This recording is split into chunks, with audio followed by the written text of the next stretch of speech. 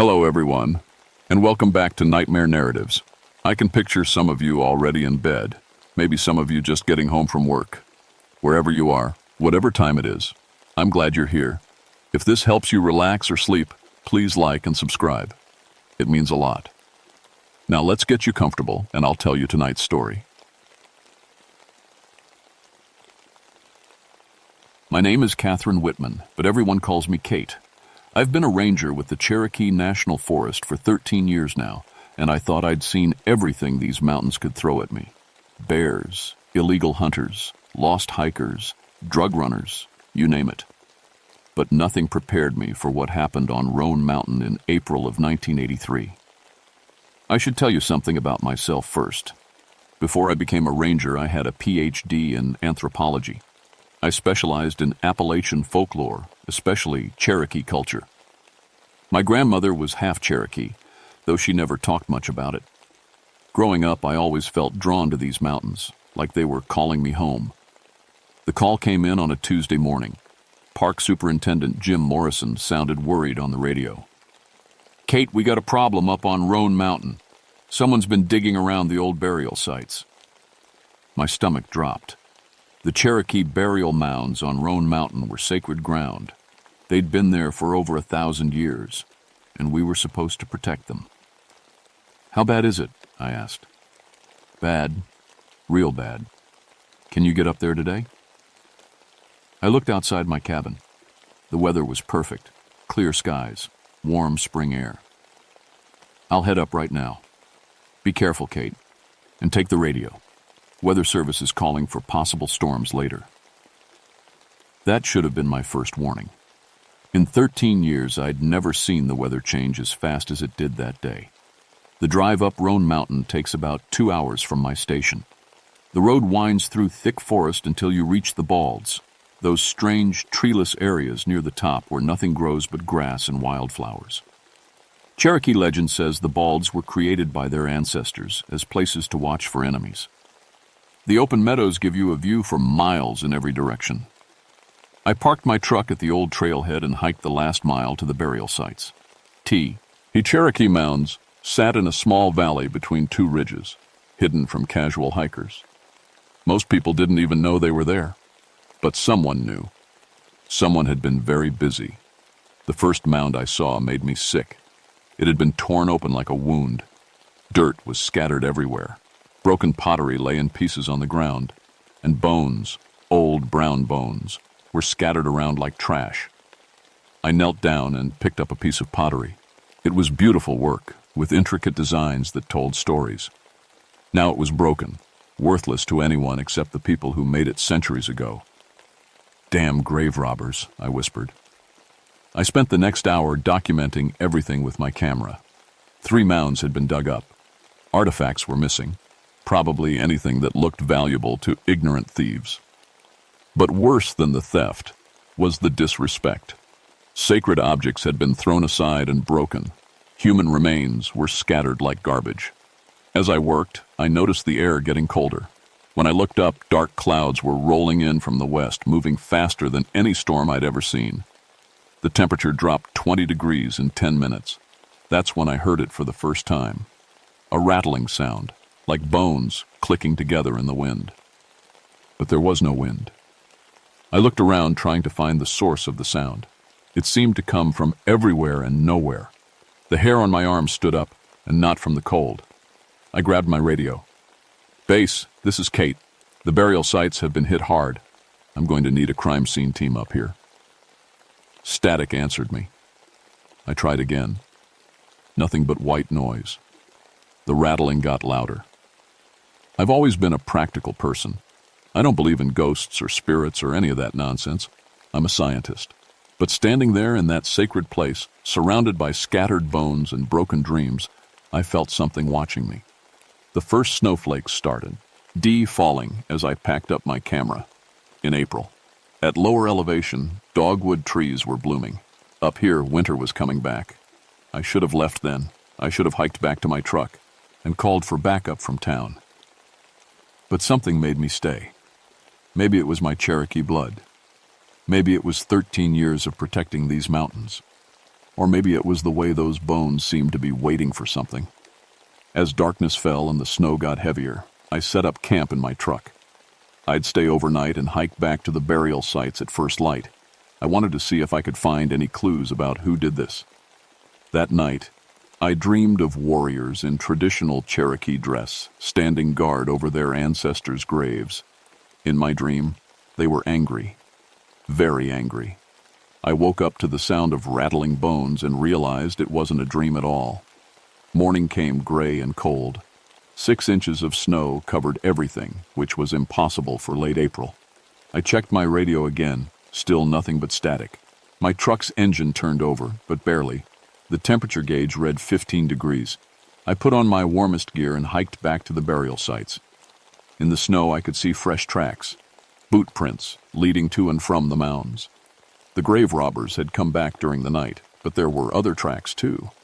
Strange ones that made no sense. They looked almost human, but wrong somehow. The stride was too long, and there were only 4 toes on each foot, and they were bare footprints in 15-degree weather. The rattling sound was constant now, coming from all directions. Every time I tried to focus on where it was coming from, it seemed to move. At the first mound, I found something that made my blood run cold. The scattered bones from yesterday had been gathered up and arranged in patterns, not random patterns. Specific designs that I recognized from my anthropology studies. Cherokee symbols for protection and warning. Someone, or something, had spent the night arranging human bones into sacred symbols. I took pictures, but my camera was acting up. Half the shot came out blurry, and the other half showed strange shadows that I didn't see with my naked eye. That's when I found the first body. He was young, maybe 25, wearing expensive hiking boots and carrying a metal detector. His face was frozen in a scream, but there wasn't a mark on him. He was just dead, lying in the snow next to the largest burial mound. I checked for a pulse, knowing I wouldn't find one. His skin was ice cold, and his eyes were wide open, staring at something terrible. But the strangest thing was what he was holding, an ancient Cherokee tomahawk, still covered in dirt from the mound. "Base, this is Ranger Whitman." I tried the radio again. "I have a body at the burial sites. I need immediate backup and a medical examiner." Still nothing but static. I was on my own. I searched the dead man's pockets and found a wallet. Thomas Bradley from Atlanta. In his backpack, I found digging tools and plastic bags full of artifacts, pottery pieces, arrowheads, and what looked like parts of ceremonial masks. The rattling got louder as I went through his stuff, like whatever was making the sound was getting angry. I put everything back and stood up. That's when I saw them. At first, I thought they were just shadows between the trees. But shadows don't move against the light, and they don't carry weapons. There were at least 6 of them, maybe more. Tall figures in traditional Cherokee dress, standing at the edge of the clearing. They didn't make any sound except for that constant rattling. I blinked, and they were gone. "Hello?" I called out. "I'm Kate Whitman, Cherokee National Forest Service. I'm here to help protect this place." No answer. Just the wind and that damn rattling. I decided to examine the other mounds. Maybe I could figure out exactly what had been taken. At the second mound, I found another set of tracks. Boot prints leading away into the Soul forest. The grave robbers might still be out there. Following the tracks was easy in the snow. They led uphill toward an old hunting cabin I knew about. The cabin was on park land, but hunters sometimes used it illegally during deer season. The tracks led right to the cabin door. I approached carefully, my hand on the pepper spray attached to my belt. The windows were covered from the inside, but I could see light leaking around the edges. "Park Service," I called out. "I need to speak with whoever's inside." I heard voices. At least 2 men, maybe 3. They were arguing about something. "We need to get out of here," one voice said. "This place ain't right." "Not without the rest of it," another voice answered. "You see how much that collector paid for just one piece? There's a fortune buried up here." "I don't care about the money anymore. Did you see what happened to Tommy?" "Tommy slipped and hit his head, that's all. He was screaming about skeleton warriors when we found him. And look at this weather. It was 70 degrees yesterday." I knocked on the door. Gentlemen, I'm Ranger Whitman. I need to speak with you about the burial sites. The voices stopped. After a moment, I heard footsteps approaching the door. We ain't done nothing wrong, a voice called out. I just need to ask some questions. A man is dead down at the mounds. The door opened a crack, and I saw part of a face, unshaven, scared-looking. Dead? What do you mean dead? Thomas Bradley. I found his body this morning. Did you know him? The door opened wider, and two men stepped out. They were both in their 30s, dressed in hunting gear. One carried a shovel, the other had a backpack that clinked when he moved. Tommy's dead? The first man asked. His name was Ray, according to the hunting license clipped to his jacket. I found him at the burial mound. What happened up here last night? Ray and his partner, whose name was Eddie, looked at each other nervously. We were digging, Eddie said. Just looking for arrowheads and stuff. Nothing wrong with that. Actually, there's a lot wrong with that. This is protected land, and those are sacred burial sites. What you're doing is federal crime. Look, lady, Ray said, we got bigger problems than federal crimes. Something ain't right about this place. Soon as the sun went down last night, things got weird. Weird how? Sounds, Eddie said. Like bones shaking in a bag, and shapes moving around the mounds. And the cold. Jesus, where'd this cold come from? Tommy went back down there around midnight, Ray continued. Said he dropped his metal detector. We heard him screaming about 20 minutes later. When we went looking for him, we found him just like you said, dead as a stone, holding that old tomahawk. The rattling sound got louder, and all three of us looked toward the burial sites. There it is again, Eddie whispered. Been going on all night. That's when I saw them clearly for the first time. The figures at the edge of the clearing weren't shadows or tricks of the light. They were warriors, Cherokee warriors in traditional dress, but wrong somehow. Too thin, too pale, and when they moved, they made that rattling sound, because they weren't flesh and blood anymore. They were bones, held together by something stronger than sinew. Oh, God, Ray whispered. Do you see them too? I saw them. 7 skeletal figures in war paint and feathers carrying ancient weapons. They stood perfectly still, watching us. We need to leave, I said quietly. Right now. But it was too late. The bone warriors were already moving, surrounding the cabin. And they looked very, very angry. The skeletal warriors moved without sound except for that constant rattling. It was their bones clicking together as they walked, like wind chimes made of death. Don't run, I whispered to Ray and Eddie.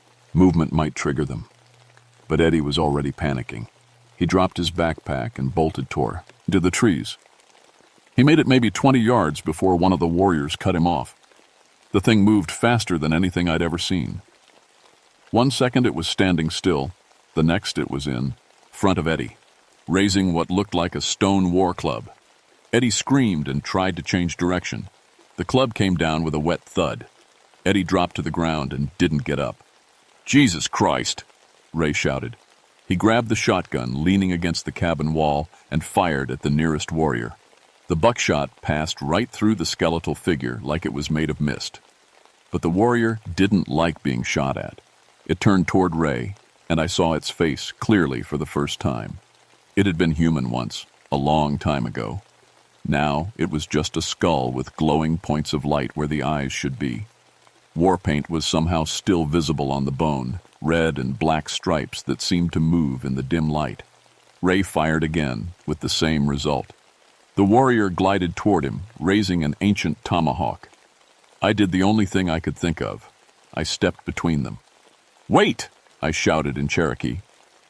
My grandmother had taught me a few words when I was little, and I'd learned more during my graduate studies. I am Cherokee. Part Cherokee. The warrior stopped. All of them stopped. The rattling died away to nothing. The lead warrior, taller than the others and wearing what looked like a chief's headdress, stepped closer to me. It leaned down until its skull was inches from my face. I could smell old earth and decaying leaves. It spoke in Cherokee, too fast and too old for me to understand completely. But I caught some words. Desecration. Sacred. Punishment. I understand, I said in English, then tried Cherokee. I know this place is sacred. I'm here to protect it. The chief warrior straightened up and looked at Ray, who was still holding his useless shotgun. The sacred bones have been scattered, it said in perfect English. The ancestors have been disturbed. This cannot go unpunished. Look, I said. These men made a mistake. They didn't understand. Let me take them away from here, and I promise I'll make sure the burial sites are protected. They stole from the dead. They broke sacred objects for profit. The old ways demand justice. Ray was whimpering behind me. I could smell that he'd wet himself. What kind of justice? I asked. The chief warrior pointed at Eddie's body. The same justice given to the other thief. There has to be another way. I'm part Cherokee. My grandmother was half Cherokee. Doesn't that give me any standing here? The warrior considered this. The others remained perfectly still, waiting. You may speak for your ancestors, it finally said. But first, you must prove you understand the old ways. How? The sacred objects must be returned to their proper places. The bones of the ancestors must be reburied with honor, and the thieves must make amends for their crimes. I looked back at Ray, who was shaking so hard he could barely stand. What kind of amends? That is for you to decide, daughter of the Cherokee. But choose quickly. The storm grows stronger, and our patience grows thin. As if to prove the point, the wind picked up and snow started falling harder. The temperature was dropping fast, and I could see more skeletal warriors emerging from the forest. They surrounded us completely now, maybe 20 of them. Ray, I said quietly, put down the gun and get Eddie's backpack. We need to return everything they stole. Eddie's dead, Ray whispered. I know, but we need to save ourselves if we can. Now move slowly and get that backpack. Ray set down his shotgun and walked toward Eddie's body on shaking legs. The warriors watched him, but didn't interfere. He picked up the backpack full of stolen artifacts and carried it back to me. What's in your backpack? I asked. More of the same. Pottery pieces, arrowheads, some kind of carved bone thing. We're going to carry all of it back to the burial mounds and put everything back where it belongs. Then we're going to rebury the bones that were scattered. And then? I looked at the chief warrior. Then we hope they let us leave. The march back to the burial sites was the longest walk of my life. The skeletal warriors formed a circle around us, moving silently through the snow. Every step I took, I expected to feel a stone blade between my shoulder blades. But they let us walk. They let us carry our burden of stolen sacred objects back to where they belonged. At the first mound, I opened Ray's backpack and started removing artifacts. Pottery pieces, stone tools, carved bones, shell beads, all the treasures that people had been buried with over 1,000 years ago. Help me, I told Ray. We need to put everything back in the mounds and cover them up. Ray was still shaking, but he started helping. We worked as the snow fell and the skeletal warriors watched. I tried to place each artifact respectfully, the way I thought it should be placed. The hardest part was dealing with the human remains. Bones that had been scattered by the grave robbers were lying all over the clearing. I gathered them up carefully, treating each one like it belonged to someone's ancestor, because that's exactly what they were. As we worked, the chief warrior spoke to me in Cherokee. I caught some of it, words about respect, honor, and the proper treatment of the dead. I'm trying, I said. I want to do this right. You show respect, the warrior replied. That is good, but one thief remains unpunished. I looked at Ray, who had heard. His face went white. He's helping me fix this, I said. He's trying to make amends. The old ways demand a life for a life. 2 thieves have died. 1 remains. What if he promises never to disturb sacred places again? What if he helps protect them? The chief warrior was quiet for a long moment. Around us, the other warriors stood perfectly still, like a bone forest in the snow. There is another way, the chief finally said, but it requires sacrifice. What kind of sack? Riffage? The living must take the place of the guardian. Someone must stay to protect this place when we return to our rest. I felt a chill that had nothing to do with the cold. You mean stay here permanently? Until death, the sacred places need living guardians as well as spirit guardians. Ray was shaking his head frantically. No way. No way in hell. But I was thinking. I'd spent 13 years protecting these mountains. I'd studied Cherokee culture. I felt a connection to this place that went deeper than just doing my job. If I stayed, I said, would that be enough? Would Ray be free to go? The chief warrior tilted his skull, considering. You would become the guardian of all sacred places in these mountains. You would watch over them until your death, and then your spirit would join ours in protecting them forever. Ray grabbed my arm. You can't be serious. They're asking you to give up your whole life. But was I giving it up? Or was I finally finding what I was meant to do? Before I could answer, we heard voices calling from the forest. Human voices. Kate! Kate! Where are you? It was Jim Morrison, my supervisor, and he wasn't alone. I could hear at least 3 other men with him. The skeletal warriors heard them too. They turned toward the sound, raising their weapons. Wait, I said. Those are my people. They're coming to help. More thieves? The chief warrior asked. No, Park Service. We protect these places too. The warrior considered this, but I could tell he was losing patience. The storm was getting worse, and I could feel something changing in the air around us. The spirits were getting stronger as the night got darker. Choose now, daughter of the Cherokee. Will you take the guardian oath, or will we dispense justice in the old way? I looked at Ray, then at the approaching lights of my rescue party, then at the ancient burial mounds that had been desecrated by greed. I'll take the oath, I said. Kate, no, Ray shouted. But the chief warrior was already moving toward me, reaching out with one bony hand. The last thing I remembered was touching that ancient hand and feeling a cold that went deeper than winter, deeper than death. When I woke up, everything had changed. I woke up lying in the snow, but I wasn't cold anymore. Jim Morrison was kneeling beside me, checking my pulse. Kate, thank God. We've been looking for you all night.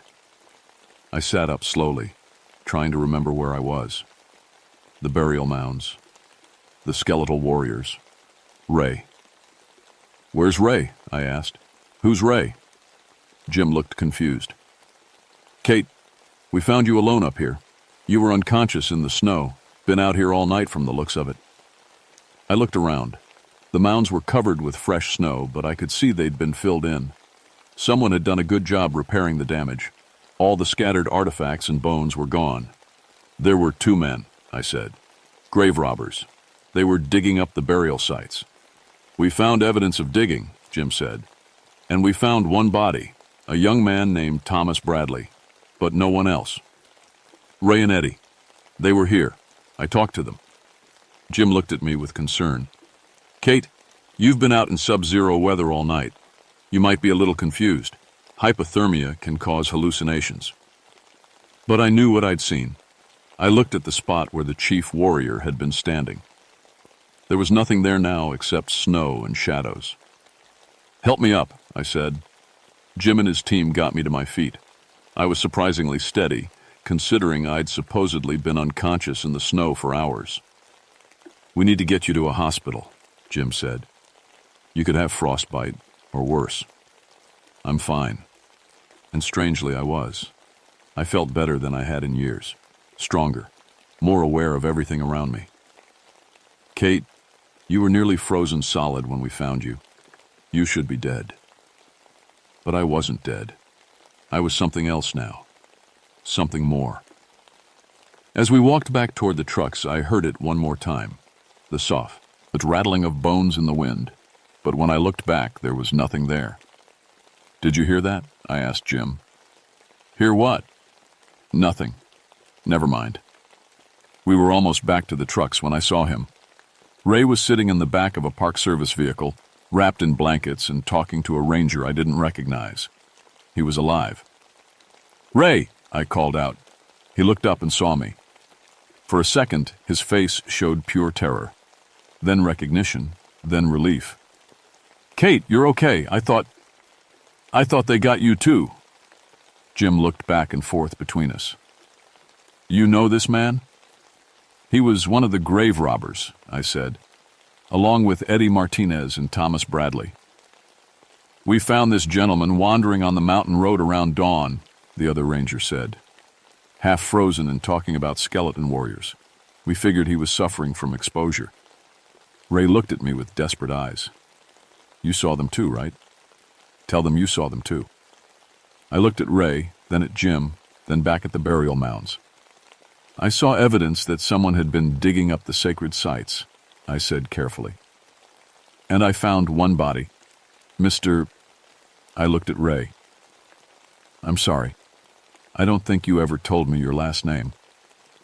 Ray stared at me in confusion. Ray Kowalski. You know who I am. We talked for hours. You saved my life. I think you've been through a traumatic experience, Mr. Kowalski. Finding your friend's body like that, it can play tricks on your mind. But the warriors, the bone warriors. There are no warriors, Jim said firmly. Just old burial sites and some very cold weather. We're going to get you both to a hospital and checked out. Ray looked at me one more time, and I saw the understanding in his eyes. I wasn't going to back up his story. As far as the official record was concerned, the Bone Rattlers of Roan Mountain didn't exist. But Ray knew the truth, and more importantly, he understood the message. The sacred places were protected now. They had guardians watching over them, and if anyone else tried to disturb them, they wouldn't be as lucky as Ray Kowalski. During the ride down the mountain, Jim filled me in on what his team had found. The burial sites were definitely disturbed, he said. Professional job, unfortunately. Whoever did it knew what they were looking for. But here's the strange thing. Everything was put back. Someone filled in all the holes and tried to repair the damage. Maybe they had second thoughts, I suggested. Maybe. We found some artifacts scattered around, but most of them looked like they'd been returned to where they belonged. Almost like someone was trying to undo what they'd done. I nodded. People sometimes realize they've made a mistake. The Bradley kid had a backpack full of artifacts, pottery pieces, arrowheads, some carved bones, all from the burial sites. But Kowalski didn't have anything on him when we found him. Maybe his friend was the leader. Maybe Kowalski was just along for the ride. That's what we're thinking. Bradley's from Atlanta, part of a group that's been hitting archaeological sites all over the southeast. We've been trying to catch them for months. At the hospital, doctors checked me over and declared me remarkably healthy for someone who'd spent a night in sub-zero weather. No frostbite, no hypothermia, no ill effects at all. You're very lucky, Ms. Whitman, the doctor said. Most people wouldn't survive what you went through. But I knew it wasn't luck. It was something else, something that had changed me during those dark hours on Roan Mountain. Ray was in the next room, being treated for mild hypothermia and exhaustion. Before I left the hospital, I stopped by to see him. He was alone, staring out the window. How are you feeling? I asked. He turned to look at me, and I saw that he was different too. There was something in his eyes that hadn't been there before, a kind of understanding. I'm never going back there, he said quietly. Good. And I'm never digging up another burial site, never disturbing another sacred place. That's wise. They're really there, aren't they? The guardians, even if nobody else believes it. I sat down in the chair next to his bed. Mr. Kowalski, I'm going to tell you something, and I want you to listen carefully. What happened on Roan Mountain last night was a warning. The Cherokee people consider those burial sites sacred. They've been protecting them for over 1,000 years. But the Bone Warriors are a story, a legend. But legends exist for a reason. They're warnings passed down through generations. They tell us that some places should be left alone. Ray nodded slowly. I understand. I hope you do. Because if you ever try to disturb a sacred site again, I can't guarantee that you'll be as lucky as you were last night. He stared at me for a long moment. You're one of them now, aren't you? He whispered. I didn't answer. I just stood up and walked toward the door. Ms. Whitman? I stopped. Thank you for saving my life. Don't waste it, I said. That was 42 years ago. I'm retired now, officially. But I never really left Roan Mountain. I bought a small cabin about 5 miles from the burial sites. I volunteer with the Park Service, leading educational tours and teaching visitors about Cherokee culture and the importance of protecting archaeological sites. But my real job started that night in 1983. I'm the guardian now, the living guardian of all the sacred places in these mountains. Ray Kowalski kept his word. He never disturbed another burial site. In fact, he became something of an advocate for archaeological preservation. He moved back to Georgia and started working with the State Parks Department, protecting historic sites. Eddie Martinez's body was never found. The official report says he probably fell off a cliff during the storm and was buried by snow. His remains will turn up someday when the mountain decides to give them up. Thomas Bradley was buried in Atlanta. His family never knew what he was really doing up on Roan Mountain. As far as they know, he was just a hiker who got caught in a freak storm. The burial sites were officially protected as a cultural resource area. No digging, no camping, no metal detecting. Rangers patrol the area regularly, but they're not the only guardians watching over those ancient mounds. On cold nights when the wind blows through the mountains just right, you can still hear them. The bone rattlers, the skeletal warriors who protect their ancestors' rest. Most people think it's just the sound of ice rattling in the trees. But I know better. I've seen them a few times over the years, usually when someone tries to disturb the sacred places. They don't often have to intervene anymore. Word gets around among the artifact hunters and grave robbers. Roan Mountain is off limits.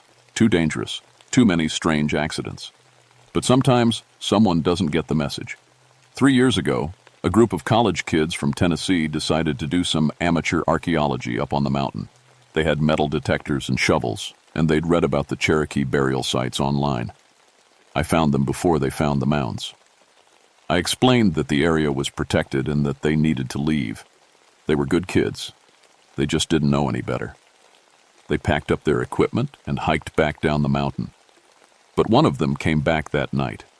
He was an archaeology student who thought he knew better than some old lady park volunteer.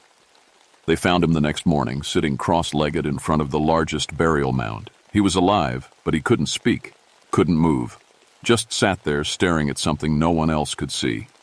The doctors said it was catatonic shock brought on by hypothermia. He spent 3 weeks in a psychiatric hospital before he recovered enough to talk. When he did, he told everyone who would listen about the skeletal warriors who had surrounded him in the Niggas, how they had spoken to him in an ancient language about respect and honor and the proper treatment of the dead. Nobody believed him, of course, but he never went back to archaeology. He changed his major to social work and now helps homeless veterans in Nashville. The warriors let him live because he was young and didn't know better. But they made sure he understood the message. I'm 77 years old now. I don't have much time left. But I'm not worried about what happens after I die. I know where I'm going. I'll join the bone rattlers of Roan Mountain. I'll help them guard the sacred places for as long as the mountains stand. And sometimes, on quiet nights when the moon is dark and the wind is still, people hiking near the burial sites report hearing something strange, a soft rattling sound, like bones clicking together in the cold. They think it's just the ice settling in the trees. But I know better. We're still here, still watching, still protecting what needs to be protected. And we always will be. My name was Catherine Whitman. Now I'm something more. I'm a guardian of the sacred places, and I'm not alone.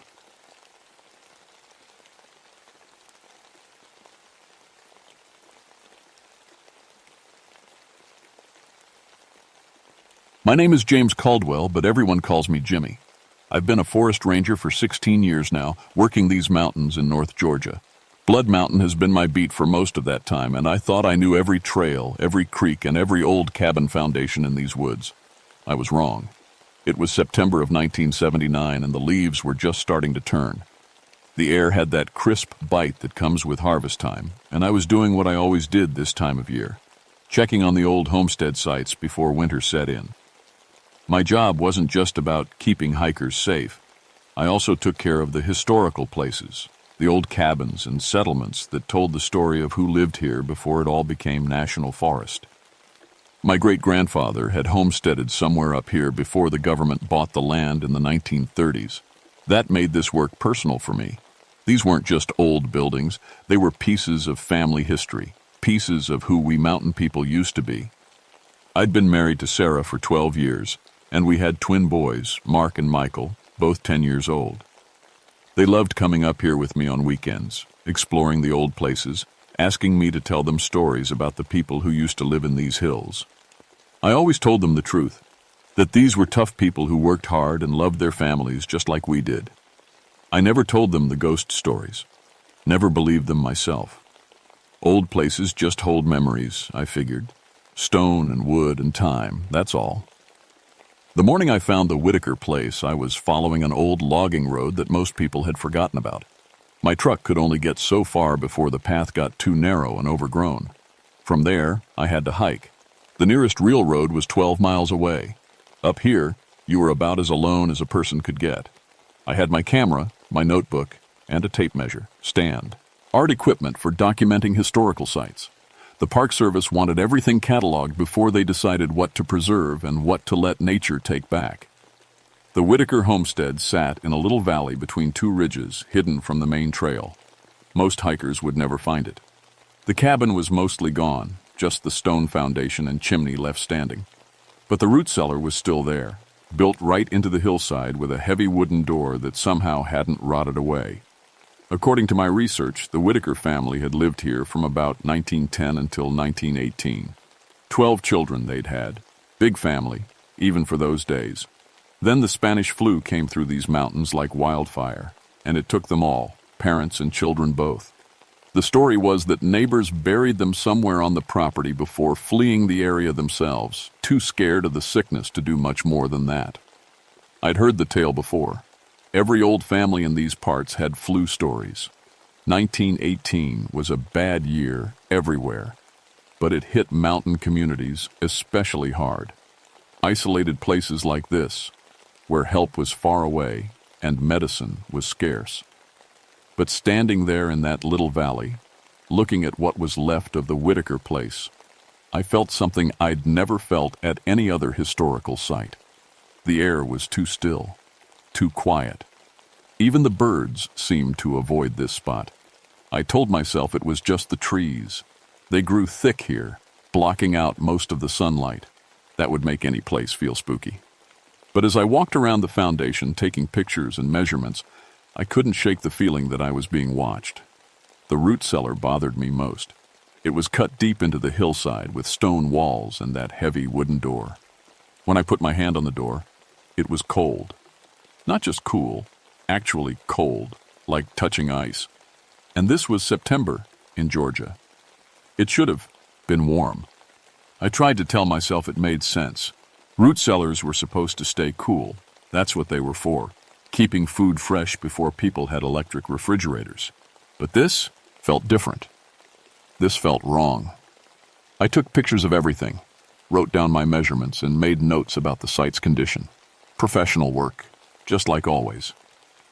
But the whole time, I kept looking over my shoulder, kept expecting to see someone standing at the edge of the trees, watching me. Nobody was there. Nobody ever was. By the time I hiked back to my truck, the sun was getting low. I had what I came for, documentation of another historical site.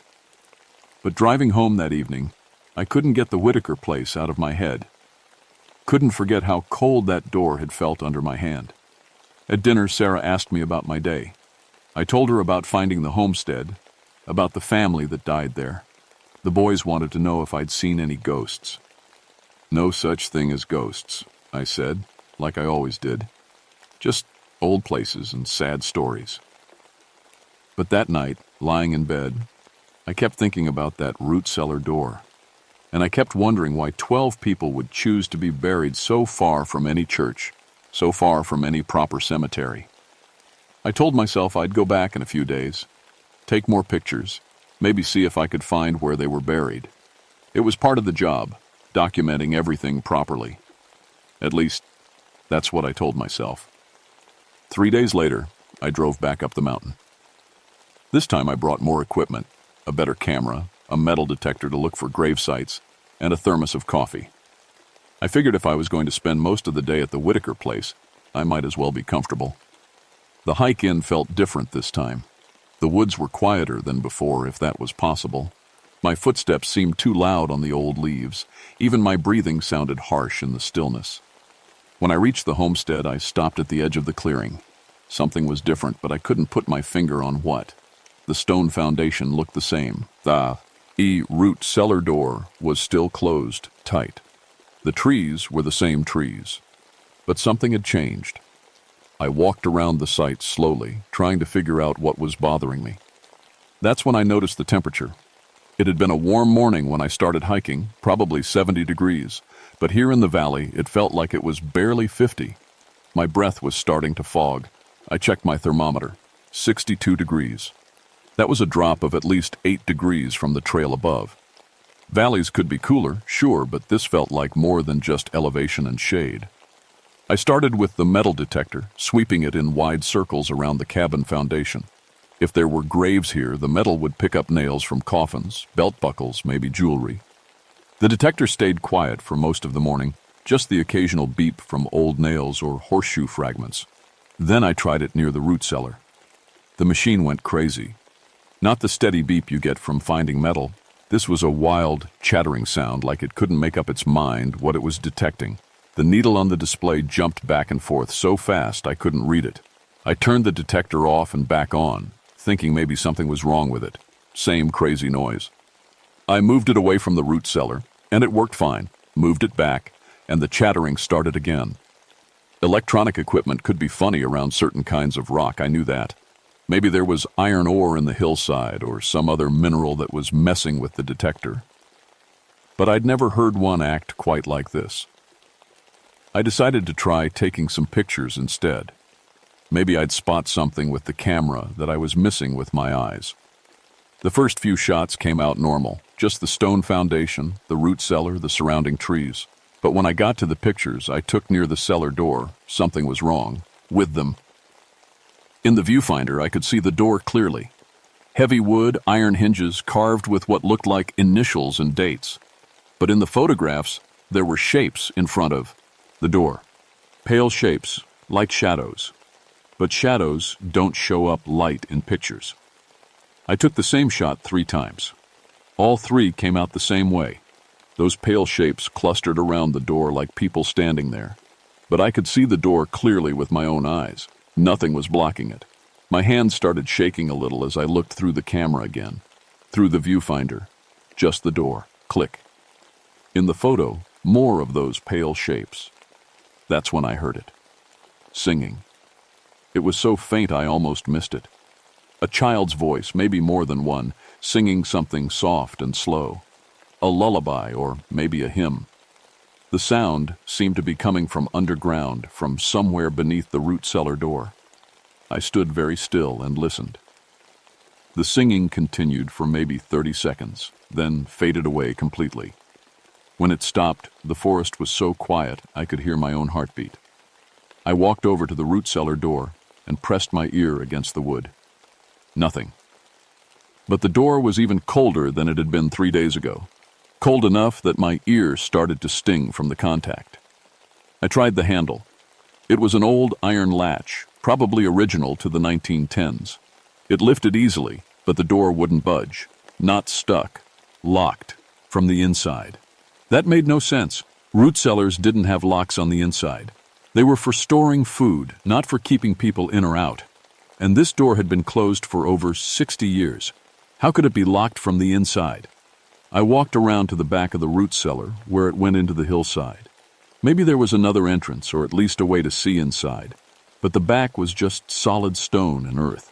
No windows, no other doors. I came back to the front and tried the handle again. This time it opened. The door swung inward with a long, rusty creak. Beyond it was darkness, and a smell like old earth and something else. Something sweet and sick, like flowers left too long in water. I had a flashlight on my belt. The beam cut through the darkness and showed me stone walls, dirt floor, wooden shelves along the sides. A normal root cellar, just like dozens of others I'd seen in these mountains. But it was cold in there. So cold, I could see my breath in the flashlight beam. I stepped inside. And that's when I saw them. On the wooden shelves, lined up like they were still waiting to be used, mason jars full of preserved food. Peaches, beans, corn, pickles. The lids were rusty, but the food inside looked fresh, like it had been canned yesterday. Impossible. Food didn't keep for 60 years, not even in the best root cellar. These jars should have been empty, or full of black mold, or broken by now. But they weren't. They looked good enough to eat. I picked up one of the peach jars and held it up to my flashlight. The peaches were golden and perfect, floating in clear syrup. The label, written in a woman's careful handwriting, said, July 1918, for the children. July 1918. The month before the flu took the Whitaker family. I set the jar back on the shelf carefully. My hands were shaking again, and not just from the cold. I backed out of the root cellar and closed the door firmly behind me. The latch clicked shut, and I heard it, the sound of a lock turning on the inside. I tried the handle again. Locked. I packed up my equipment and hiked back to my truck faster than I probably should have. All the way down the mountain, I kept telling myself there had to be logical explanations. Underground springs could keep a root cellar cold.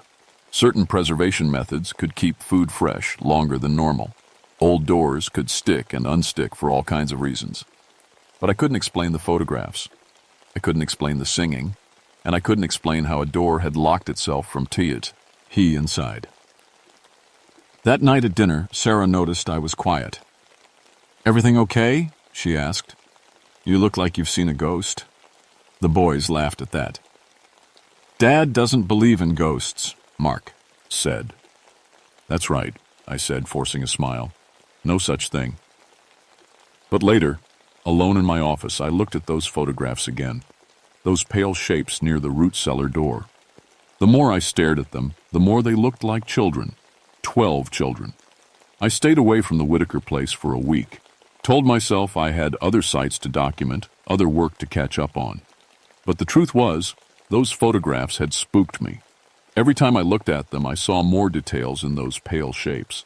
The suggestion of faces, of old-fashioned clothes, of small hands reaching toward the camera. Sarah found me looking at them one evening after the boys had gone to bed. "What are those?" she asked, settling into the chair next to my desk. "Photos from that old homestead I found," I said.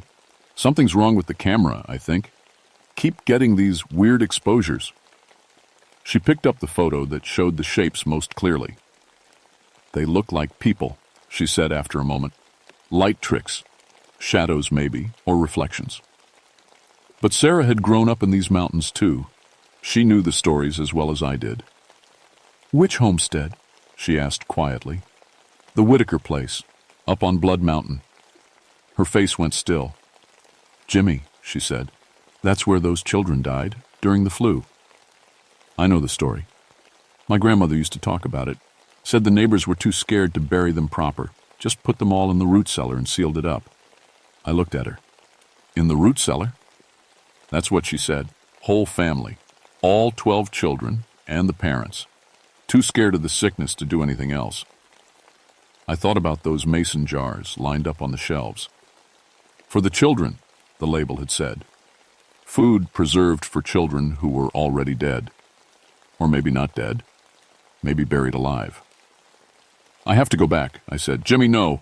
Leave it alone." But I couldn't. If there was then a chance that family had been buried alive, that they'd died trapped in that root cellar. Then I owed it to them to find out the truth. I owed it to my own family's history in these mountains. 2 days later, I hiked back to the homestead. This time I brought different equipment, a crowbar, a heavy flashlight, and a camera with fresh film. If the door was locked from the inside, I'd find another way in. If those shapes in the photos were real, I needed to know what they were. The walk-in was different again. The temperature drop started before I even reached the valley, and by the time I got to the homestead, it was cold enough that I wished I'd brought a heavier jacket. But it wasn't just the cold that was different. The whole place felt more alive somehow. Not in a good way, like something that had been sleeping was starting to wake up. The root cellar door stood open. I stopped at the edge of the clearing and stared. I knew I'd closed that door. I'd heard it lock from the inside, but now it stood wide open, and I could see my flashlight beam from the last visit still shining inside. That was impossible. My flashlight battery couldn't have lasted 9 days. I walked closer, every instinct telling me to turn around and leave. The smell from the root cellar was stronger now, not just old earth and sweet decay, but something else. Something like sickness. I peered inside. The flashlight was sitting on the dirt floor where I must have dropped it. Still shining, though that couldn't be right, and the mason jars were gone from the shelves. All of them. Every single jar of preserved food had vanished. But there were other things on the shelves now. A child's doll made of corn husks and scraps of fabric. A wooden top carved and painted with care. A small pair of shoes, too small for any adult. Children's toys and clothes arranged carefully on the shelves like they were waiting for their owners to come back. I stepped inside and the temperature dropped another 20 degrees. My breath came out in thick white clouds and frost was forming on the stone. Walls. That's when I heard them talking. Not singing this time, but talking. Children's voices, faint but getting clearer. They seemed to come from deeper in the root cellar, from areas my flashlight couldn't reach. "Mama said she'd come back," one voice said. A girl, maybe 8 or 9 years old. "She's not coming back," said another voice, older, a boy. "Nobody's coming back." "I'm cold," said a third voice. This one was very young, maybe 3 or 4. "We're all cold," said the older boy's voice. "We'll always be cold." I took another step into the root cellar, and my flashlight beam reached the back wall. There was writing there, scratched into the stone with something sharp. Names and dates. Mary Whitaker, age 16, died October 15, 1918. John Whitaker, age 14, died October 16, 1918. Sarah Whitaker, age 12, died October 16, 1918. The list went on. 12 names, 12 children, all with death dates in October 1918. But below the names, scratched in different handwriting, smaller, more desperate, were other words. Not dead. Still here. So cold. Help us. "You can see us now," said a voice right behind me. I spun around and there they were. 12 children standing in the doorway of the root cellar, pale as moonlight, dressed in old-fashioned clothes, staring at me with hollow, hungry eyes. The oldest one, a girl who must have been Mary, stepped forward. "We've been waiting," she said. "Waiting for someone who could see us, who could help us." "You're dead," I whispered. "Are we?" asked the boy who must have been John. "We can't tell anymore. We've been here so long, so cold, so hungry." The smallest child, barely more than a baby, started crying. The sound echoed off the stone walls like breaking glass. "Make it stop," Mary said, and I realized she was talking to me. "Make the cold stop. Make the hunger stop. Make the darkness stop." I backed toward the door, but more children moved to block my way. Not threateningly, but desperately, like they were afraid I would leave them alone again. "We tried to get out," John said. "For so many years we tried, but the door was locked. They locked us in here when we got sick, left us to die." "But we didn't die," Mary said. "Not all the way. We're still here, still cold, still waiting." I pushed past them and ran. They didn't try to stop me, but I could hear them calling after me as I fled the valley. "Don't leave us! Please don't leave us alone again!" I ran all the way back to my truck, my heart pounding and my lungs burning. When I got home, Sarah took one look at my face and made me a cup of coffee with whiskey in it. "What happened?" she asked. I told her everything. The open door, the voices, the children I'd seen. She listened without interrupting, and when I finished, she was quiet for a long time. "My grandmother was wrong," she finally said. "They weren't buried in the root cellar. They were locked in there, left to die." "Sarah, I don't know what I saw. Maybe it was—" "You saw them," she said firmly. "Those poor children have been trapped there for 60 years, and now they need help. I looked at her. What kind of help? The kind only the living can give the dead, she said. You have to go back, Jimmy. You have to help them find peace. I knew she was right, but I also knew that going back to the Whitaker place might mean never coming home again, because those children were hungry, and they'd been alone in the cold and dark for far too long. I spent 3 days researching everything I could find about the Whitaker family and the 1918 flu epidemic. What I learned made my blood run cold. The Whitakers hadn't just died of influenza. According to old county records, they'd been quarantined in their own home when the sickness hit. The county health officer had now nailed boards over their doors and windows to keep the disease from spreading. The family was supposed to signal if they needed supplies by hanging a white cloth from an upstairs window. The white cloth had appeared for 3 days. Then it stopped. When neighbors finally worked up the courage to check on them 2 weeks later, they found the house empty. No bodies, no sign of what had happened to 14 people. The assumption was that they'd died and someone had buried them somewhere on the property. But I knew better now. They hadn't been buried. They'd been locked in their own root cellar, probably put there when they got sick to keep them away from the healthy family members. And when everyone else died, there was no one left to let them out.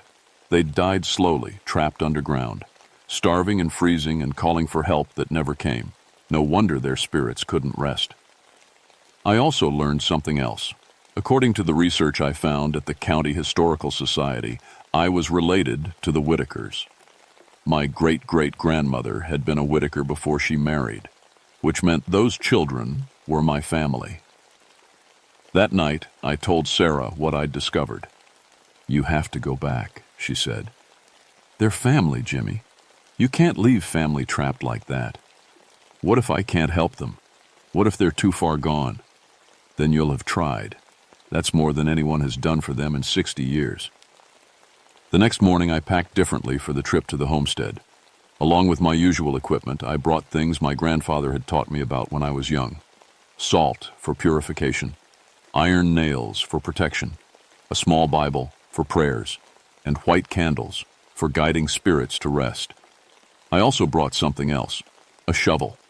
If those children needed proper burial, I was going to give it to them. The hike to the valley was the hardest yet. The temperature dropped with every step, and by the time I reached the homestead, it was below freezing. Ice was forming on the trees, and my breath came out in thick white clouds. The root cellar door was open again, but this time I could see light coming from inside. Not electric light, the warm yellow glow of candles. I approached slowly. Inside the root cellar, dozens of candles were burning on the shelves and floor. They cast dancing shadows on the walls, and in those shadows, I could see them all. All 12 children sitting in a circle on the dirt floor like they were having a meeting. When they saw me, they looked up with expressions of hope and desperation. You came back, Mary said. I promised myself I would, I said, though I didn't remember making that promise out loud. Are you going to help us? Asked John. I'm going to try. But first, I need to know exactly what happened to you. The story they told me was worse than I'd imagined. When the flu hit the family, the parents had moved the sick children to the root cellar to isolate them from the healthy ones. But the disease spread anyway. Soon, everyone was sick. The parents died first, upstairs in the house. The older children tried to take care of the younger ones, but they were sick too, and they were locked in the root cellar with no way out. We called and called, said little Susan, who couldn't have been more than 4. But nobody came. We got so cold, said Mary, and so hungry. The food ran out after a few days. We tried to break down the door, John added, but we were too weak, and it was too strong.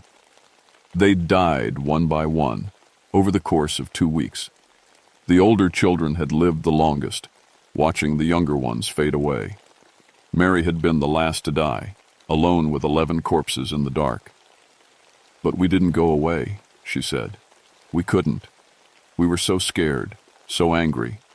We held on to each other, and we held on to this place. We've been here ever since. What do you need from me? I asked. We need to be remembered, Mary said. We need proper names on proper graves. We need someone to say goodbye to us the right way. We need to know we mattered, John said. That we weren't just forgotten. I nodded. I can do that. But you have to do something for me too. You have to let go. You have to stop holding on to this place and let yourselves rest. The children looked at each other uncertainly. What if we let go and there's nothing? Asked Susan. What if we just disappear? What if there's something beautiful waiting for you? I countered. What if your parents are there, healthy and happy, waiting to see you again? I spent the next hour in that freezing root cellar, talking to 12 children who had been dead for 60 years. I told them about the family they'd never met, their cousins and nieces and nephews who were still living in these mountains. I told them how their story would be remembered, how I'd make sure there was a proper marker for them. And I told them it was okay to go. We're scared, Mary whispered. I know, I said. But you've been brave for so long. You can be brave a little longer. One by one, I said their names. I lit a white candle for each child and spoke a prayer my grandfather had taught me about guiding lost souls to rest. As I did, the temperature in the root cellar began to rise. The children started to fade, becoming translucent, becoming light. Thank you, Mary said as she disappeared. Thank you for not forgetting us. The last thing I heard was Susan's little voice, no longer cold and frightened, but warm and happy. Mama! I see Mama! Then they were gone. The candles went out all at once, and I was alone in the dark root cellar. But it wasn't cold anymore. It was just a normal underground room, storing nothing but old air and older memories. I climbed out and closed the door one last time. It didn't lock. It was just a door now, nothing more. I spent the rest of that day digging. In the woods behind the root cellar, I found what I was looking for. A depression in the earth where the ground had settled over the years. 12 small graves, hastily dug and never properly marked. I couldn't move. The bodies. But I could give them what they'd asked for. I made 12 wooden crosses from fallen branches, and on each one I carved a name and the dates I'd found in the county records. When I was finished, the Whitaker children had proper graves with proper markers. 6 months later, the Park Service approved my recommendation to preserve the Whitaker homestead as a historical site. There's a plaque there now that tells the story of the family who lived and died there and the names of all 12 children. Hikers sometimes stop to read it and pay their respects. The root cellar is sealed now, permanently closed with concrete and steel. Not because it's dangerous, but because it's become a memorial. Some places should be left undisturbed once the spirits have found their rest. I never told the full story to anyone except Sarah. The official report said I'd found evidence of graves on the property and recommended historical preservation. Nothing about voices or apparitions or children trapped between life and death. But sometimes, when I'm hiking alone in these mountains, I think I hear them playing. Not the desperate, hungry sounds they made when they were trapped, but the happy sounds children should make. Laughter and singing and the sound of running feet on old leaves. I like to think they found their parents waiting for them, wherever souls go when they finally let go of the world. I like to think they're warm now and fed and safe. My own boys are older now, 16 and starting to think about college. Sometimes they hike with me to the Whitaker site, and they always ask to hear the story of the children who lived there. I tell them the official version, about the flu epidemic and the isolated family and the tragedy of lives cut short. I don't tell them about the night I spent talking to ghosts in a freezing root cellar. I don't tell them about the children who'd been waiting 60 years for someone to remember their names. Some stories are too heavy for the living to carry. Some stories are meant to stay buried with the dead, but on quiet. Nights, when the wind blows through the trees just right, I swear I can still hear them. Not calling for help anymore, but calling goodbye. A dozen voices, young and clear and finally at peace, saying thank you to the mountains that held their secrets for so long. The Whitaker children are home now, all of them, together as they always wanted to be. And sometimes that's the most any of us can hope for.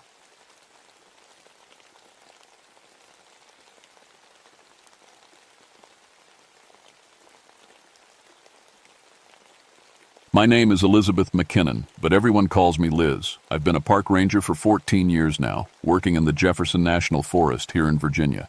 Before that, I was a medic in the Army. I thought I'd seen everything that could go wrong in the world. I was wrong. It was March of 1988 when everything changed. The winter had been harsh that year, and even though spring was supposed to be coming, the mountains still held onto the cold like a mean old dog with a bone.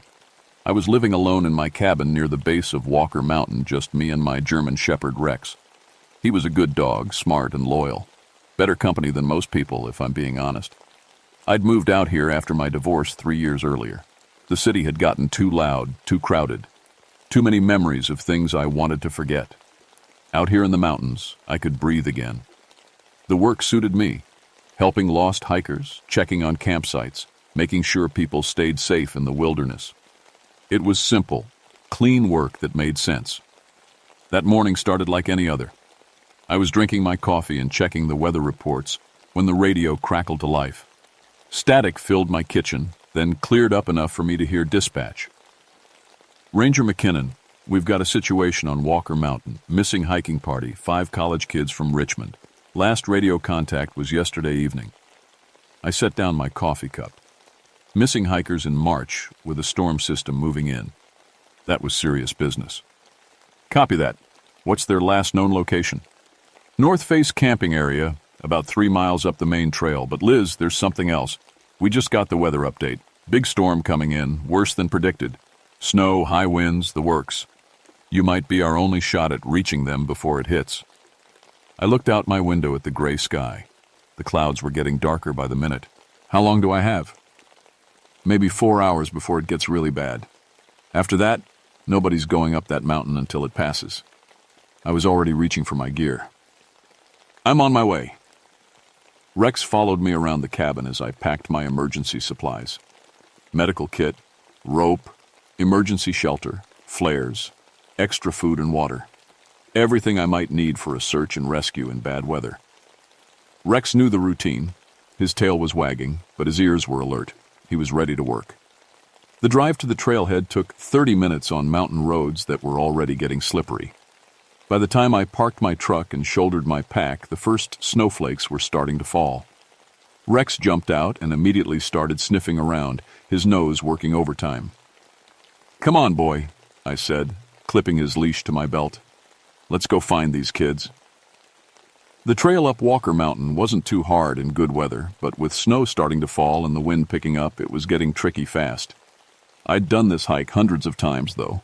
I knew every rock, every turn, every place where people usually got into trouble. What I didn't know was that this time would be different. This time, something was waiting up there in the storm. As we climbed higher, Rex started acting strange. He kept stopping and looking around, his ears pointed straight up. A few times he whined low in his throat, something I'd never heard him do before. Good search dogs don't get spooked easy, but Rex was definitely spooked. What is it, boy? I asked, stopping to scan the trees around us. Nothing looked out of place. Just pine trees heavy with snow and the sound of wind getting stronger. Then I heard it for the first time. It was faint at first, almost lost in the wind. A whistling sound. High and sweet, like someone playing a flute somewhere far away. It was actually pretty in a haunting sort of way, but Rex didn't like it at all. His hackles went up and he pressed close to my legs. Easy, Rex, I said. But I was starting to feel uneasy too. There was something about that sound that made my skin crawl. It reminded me of the whistle a bomb makes when it's falling, that moment before everything goes to hell. The whistling stopped as suddenly as it had started. Rex relaxed a little, but he kept looking back over his shoulder as we continued up the trail. I tried to shake off the weird feeling, but it stuck with me like mud on boots. By the time we reached the camping area where the college kids were supposed to be, the snow was falling hard and the wind was howling through the trees. I could barely see 20 feet in any direction, but what I could see made my heart sink. There were 5 tents set up in a perfect circle, their bright colors standing out against the white snow. But something was wrong. The tents were too neat, too perfectly arranged. And they were all empty. I approached the campsite carefully, Rex staying close to my side. The snow was already covering any tracks that might have been there, but I could see signs that people had been here recently. A camp stove was still set up, with what looked like the remains of last night's dinner frozen to the bottom of a pot. "Hello," I called out, my voice getting swallowed by the wind. "This is Park Ranger McKinnon. Can anyone hear me?" Nothing but the wind and that weird whistling sound starting up again. This time it seemed to come from all around us, echoing off the trees and rocks. Rex whimpered and tried to hide behind my legs. I unzipped the first tent. Sleeping bags were laid out perfectly, like someone had taken time to arrange them just so. Personal gear was scattered around, backpacks, clothes, hiking boots, but no people. It was like they had just vanished. The second tent was the same, and the third. All empty, all too neat and tidy. In 14 years of search and rescue, I'd never seen anything like it. When people abandon a campsite in an emergency, they leave things messy, scattered. I grab what they can and run. This looked more like someone had cleaned house before leaving. But leaving to go where? And why would 5 experienced hikers leave their shelter right before a major storm? I was checking the 4th tent when I found the radio. It was a good one, military grade, the kind serious hikers carry for emergencies. I turned it on and heard nothing but static. The whistling sound was getting louder, and it seemed to be affecting the radio somehow, making the static pulse in rhythm with the melody.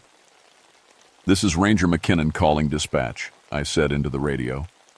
"I'm at the missing hikers' campsite. No sign of the party, but all their gear is here. Something's not right." Static was all I got back. The storm must be interfering with the signal, or maybe it was something else. That whistling was getting inside my head now, making it hard to think straight. I tried the radio again. This time, through all the static, I heard something that made my blood run cold. It was a voice, faint and distorted, but definitely human. Following the beautiful music. So beautiful. Can't stop. Then nothing but static again. Rex was pulling on his leash now, trying to get me to follow him toward the tree line. His nose was working overtime, and he kept looking back at me with an expression I'd never seen before. It wasn't just worry. It was fear. "What did you find, boy?"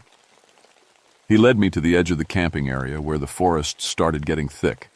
There, barely visible under the fresh snow, was a line of footprints. 5 sets, all heading in the same direction, away from the safety of the camp, deeper into the woods. I knelt down and brushed snow away from the clearest print. It was from a hiking boot, size 10 or 11, probably belonging to one of the male students. But what worried me was the direction they were heading, straight toward the north, the face of Walker Mountain, where the ground dropped away into a series of cliffs and ravines that were dangerous even in good weather. The whistling was getting stronger now, and I realized it was coming from the same direction as the footprints. It was hauntingly beautiful, like a siren song from the old stories my grandmother used to tell.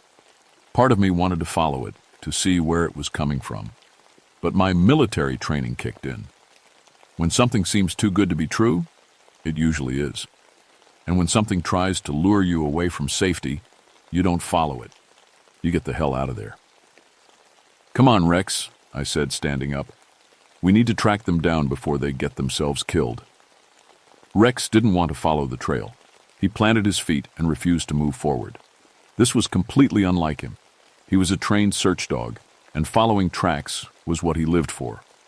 But something about this trail had him terrified. I had to half-drag him for the first 100 yards until finally he gave in and started following reluctantly.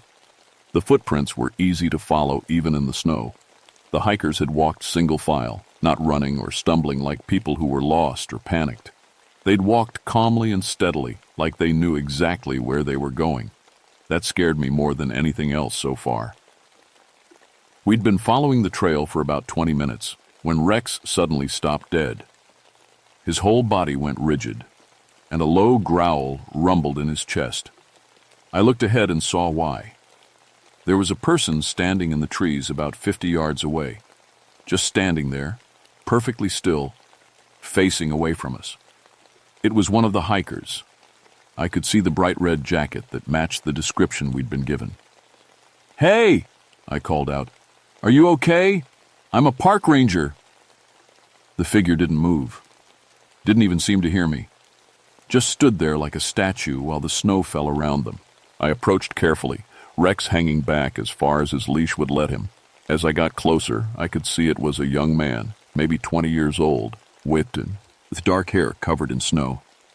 He was staring straight ahead with a blank expression, and his lips were moving slightly.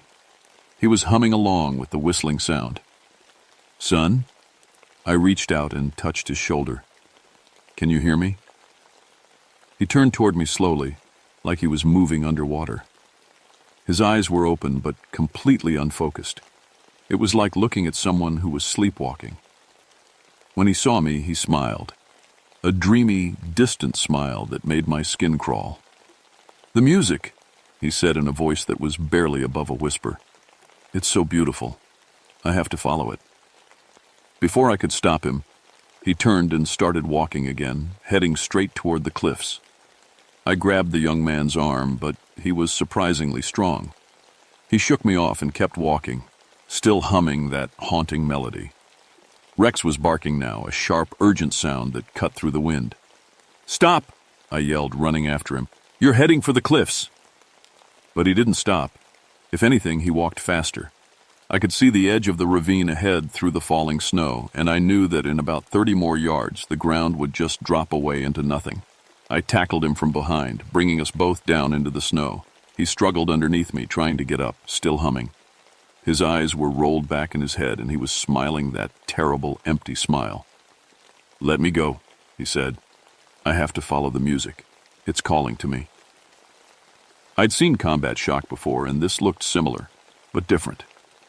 This kid wasn't traumatized. He was like he'd been hypnotized or drugged.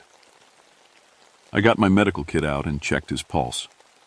It was slow and steady, too steady for someone who'd been lost in a blizzard all night. "What's your name?" I asked, trying to keep him focused on me. "David," he said, but his eyes were looking past me, toward the sound of the whistling. "David Patterson. The music is so beautiful. Why won't you let me follow it?" I looked around for something to tie him up with. I couldn't carry an unwilling person back to the campsite, and I still had to find the other 4 hikers. But while I was digging in my pack, David went limp. At first I thought he'd passed out, but when I checked his pulse, there was nothing. His eyes stared up at the gray sky, and that dreamy smile was still on his face. He was dead, but I couldn't figure out why. No wounds, no signs of injury or illness. It was like his body had just decided to quit. Rex was going crazy now, barking and pulling on his leash. I looked up to see what he was so worked up about, and my heart nearly stopped. There were 3 more figures standing in the trees, just standing there, perfectly still, like David had been. Even through the snow, I could see their bright hiking jackets, the rest of the missing group. And beyond them, barely visible through the storm, was something else. Something tall and pale that didn't belong in these woods. Something that was making the whistling sound. I tried to call out to the hikers, but my voice caught in my throat. The whistling was getting louder, more complex, like a whole orchestra of flutes playing together. And it was beautiful. God help me, it was the most beautiful sound I'd ever heard. Part of me wanted to walk toward it, to see what was making such incredible music. My feet actually started moving before I caught myself. That's when I realized what was happening to the hikers. They weren't lost or confused. They were being called, lured by something that used music the way a spider uses its web. I forced myself to look away from the pale figure and focus on the 3 hikers. They were standing at the very edge of the cliff, teetering on the brink. One of them, a girl with blonde hair, was already lifting one foot like she was about to step off into empty air. "No!" I screamed, running toward them. But I was too late.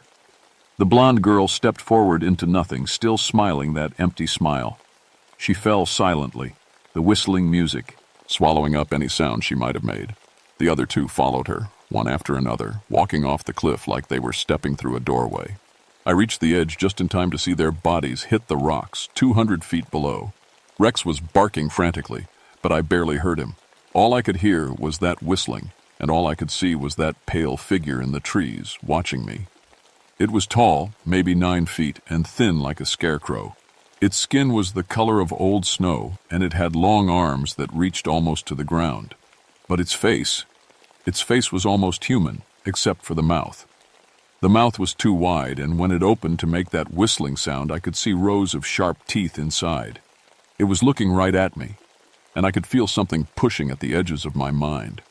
A voice that wasn't quite a voice, telling me to come closer, telling me that the music was beautiful, that I should follow it, that everything would be peaceful if I just walked toward the cliff. My feet started moving on their own. I took one step, then another. The whistling was so lovely, and I was so tired. It would be easy to just follow the sound, to let it take me wherever it wanted to go. Rex bit me. He clamped down on my leg hard enough to draw blood, and the pain snapped me out of whatever spell I'd been under. I looked around and realized I'd walked halfway to the cliff edge without even knowing it. "Good boy," I gasped, falling to my knees. "Good boy, Rex." But when I looked up, the pale figure was gone, and so was the whistling. The only sound was the wind and the snow, and Rex whimpering beside me. I knew I had to get out of there. Whatever that thing was, it had killed 5 people, and it was still somewhere in the storm. I gathered up David's body, I wasn't about to leave him for that creature, and started the long trek back toward the trail. That's when I heard Rex scream. Dogs don't scream like people do, but that's the only way I can describe the sound he made. I turned around and saw him standing rigid, his eyes rolled back, just like David's had been. The whistling had started up again, and it was calling to my dog. "Rex, no!" I dropped David's body and lunged for my dog, but I was too late. He ran straight for the cliff edge and jumped, still making that awful screaming sound. I was alone on Walker Mountain with a creature that could control minds, and the storm was getting worse by the minute. I don't know how long I sat there in the snow, staring at the spot where Rex had disappeared. It might have been minutes or hours. The cold was starting to get to me, making me sluggish and confused. But every time I tried to stand up and head back down the mountain, I'd hear that whistling again, faint and far away, calling to me. I knew now what it was. Some kind of predator that used sound to lure its prey, like those deep-sea fish with the glowing lights. Except this thing hunted people, and it had been doing it for a long time. How else could it be so good at what it did? I tried to remember everything I could about fighting off mental attacks from my military training. Focus on pain, focus on anger, focus on anything that would keep my mind sharp and clear. I bit down on my tongue until I tasted blood, used the pain to stay alert. The storm was getting worse. I could barely see 10 feet in any direction, and the wind was strong enough to knock me down if I wasn't careful. But I couldn't go back down the mountain yet. That thing was still up here somewhere, and it wasn't finished hunting. I was right. The whistling started up again, closer this time, much closer, and through the swirling snow, I could see that pale shape moving between the trees. It was following me, staying just at the edge of my vision, like a wolf stalking a wounded deer. Every few minutes it would whistle, and I'd feel that tug in my mind, that voice telling me to come closer. But I kept biting my tongue, kept focusing on the pain, and managed to resist. I was getting tired, though. Every time it tried to control me, it took a little more out of me to fight back. I needed to end this, one way or another. I found a clearing where I could see in all directions and waited.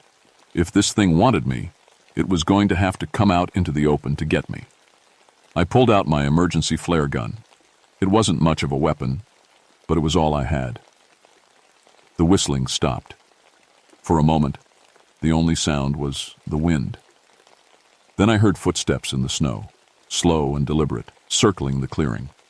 The creature was taking its time, enjoying the hunt. "Come on," I said out loud. "I'm right here. What are you waiting for?" It stepped into the clearing. Up close, it was even worse than I'd thought. Its skin wasn't just pale. It was translucent, like I could see the dark blood moving underneath. Its arms were too long, its fingers ended in black claws, and its face looked almost human until you saw the mouth. When it opened its mouth to whistle, it stretched impossibly wide, showing those rows of needle-sharp teeth. The sound it made wasn't just music anymore. It was like a physical force, pressing against my skull, trying to get inside. I could feel my will starting to crumble, feel that dreamy peacefulness washing over me. But I also felt something else. Anger. Pure, burning rage at this thing that had killed 5 innocent kids and my dog. That anger cut through the mental fog like a knife. I raised the flare gun and fired. The flare hit the creature in the chest and exploded in a shower of red sparks. It let out a shriek that was nothing like the beautiful whistling. This was the sound of something in pain and fury. The spell broke completely, and I could think clearly again. The creature was on fire, its translucent skin burning like paper, but it wasn't dead. It came at me with so long arms reaching, claws extended. I rolled to the side and felt the wind from its swipe as it missed my head by inches. I had one more flare, but I was saving it. Instead, I pulled out my knife. Just a standard ranger's knife, but it was sharp, and I knew how to use it. The creature turned toward me, and I could see intelligence in its pale eyes. Not animal cunning, but real intelligence. This thing was smart, and it was angry that I'd hurt it. The burns on its chest were already starting to heal. It opened its mouth and whistled again, but this time the sound was different, harsher, more urgent, and I could feel it trying to get into my head, trying to make me drop the knife and walk over to those waiting claws. I bit down on my tongue so hard I thought I might bite it off. The pain cleared my head, and I lunged forward with the knife. The blade went into the creature's stomach, and black blood poured out over my hands. It felt like ice water. The creature screamed again and backhanded me across the clearing. I hit a tree hard enough to see stars, but I held onto the knife. When I looked up, the creature was standing over me. Its wound was already closing, the black blood stopping its flow. It reached down with one long arm and grabbed me by the throat. This close I could smell it, like old meat and wet earth and something else. Something that reminded me of graves. Its grip was freezing cold and stronger than anything human. I could feel my windpipe starting to crush. With the last of my strength, I pulled the pin on my second flare and jammed it right into the creature's mouth. The explosion lit up the whole clearing like daylight. The creature's head snapped back, and it let go of me, stumbling backward with flames pouring out of its mouth and nose. This time, the shriek it made was weaker, more like a whimper. It looked at me one more time with those pale, intelligent eyes. Then it turned and ran, crashing through the trees and disappearing into the storm. I lay there in the snow, gasping for breath and watching the trees burn where its flaming blood had splattered. I was alive, but barely, and I had no idea if the creature was gone for good or just temporarily retreating. They found me 3 days later, half frozen and barely conscious. The rescue team said I was hypothermic and delusional, talking about creatures and whistling sounds. The official report listed the deaths of the 5 college students as accidental, disorientation and exposure leading to fatal falls from the cliffs. Nobody believed my story about the creature. Why would they? Even I started to wonder if I'd imagined it all. Severe cold can cause hallucinations, and I'd been through a lot of trauma. Maybe my mind had created the monster to make sense of a senseless tragedy. But I knew better. I spent 6 months on medical leave, seeing therapists and trying to get my head straight. The nightmares were the worst part. Dreams about that whistling sound, about pale faces in the trees, about Rex running toward the cliff edge. I couldn't handle heights anymore, couldn't even climb a ladder without breaking into a cold sweat. When I came back to work, I requested a transfer. No more mountain assignments for me.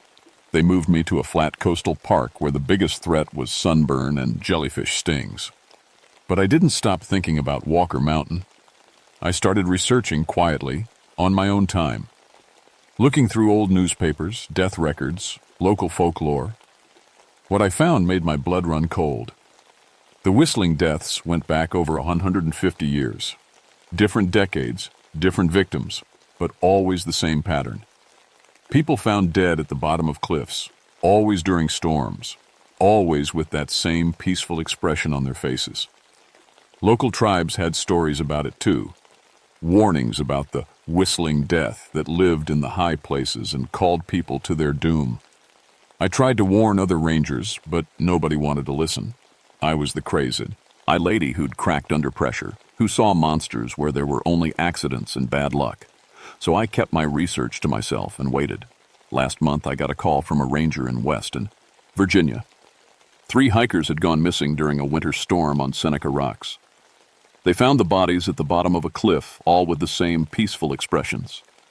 And right before they died, someone had reported hearing strange whistling sounds coming from the mountain. It's still out there, still hunting. And I'm the only one who knows what it really is.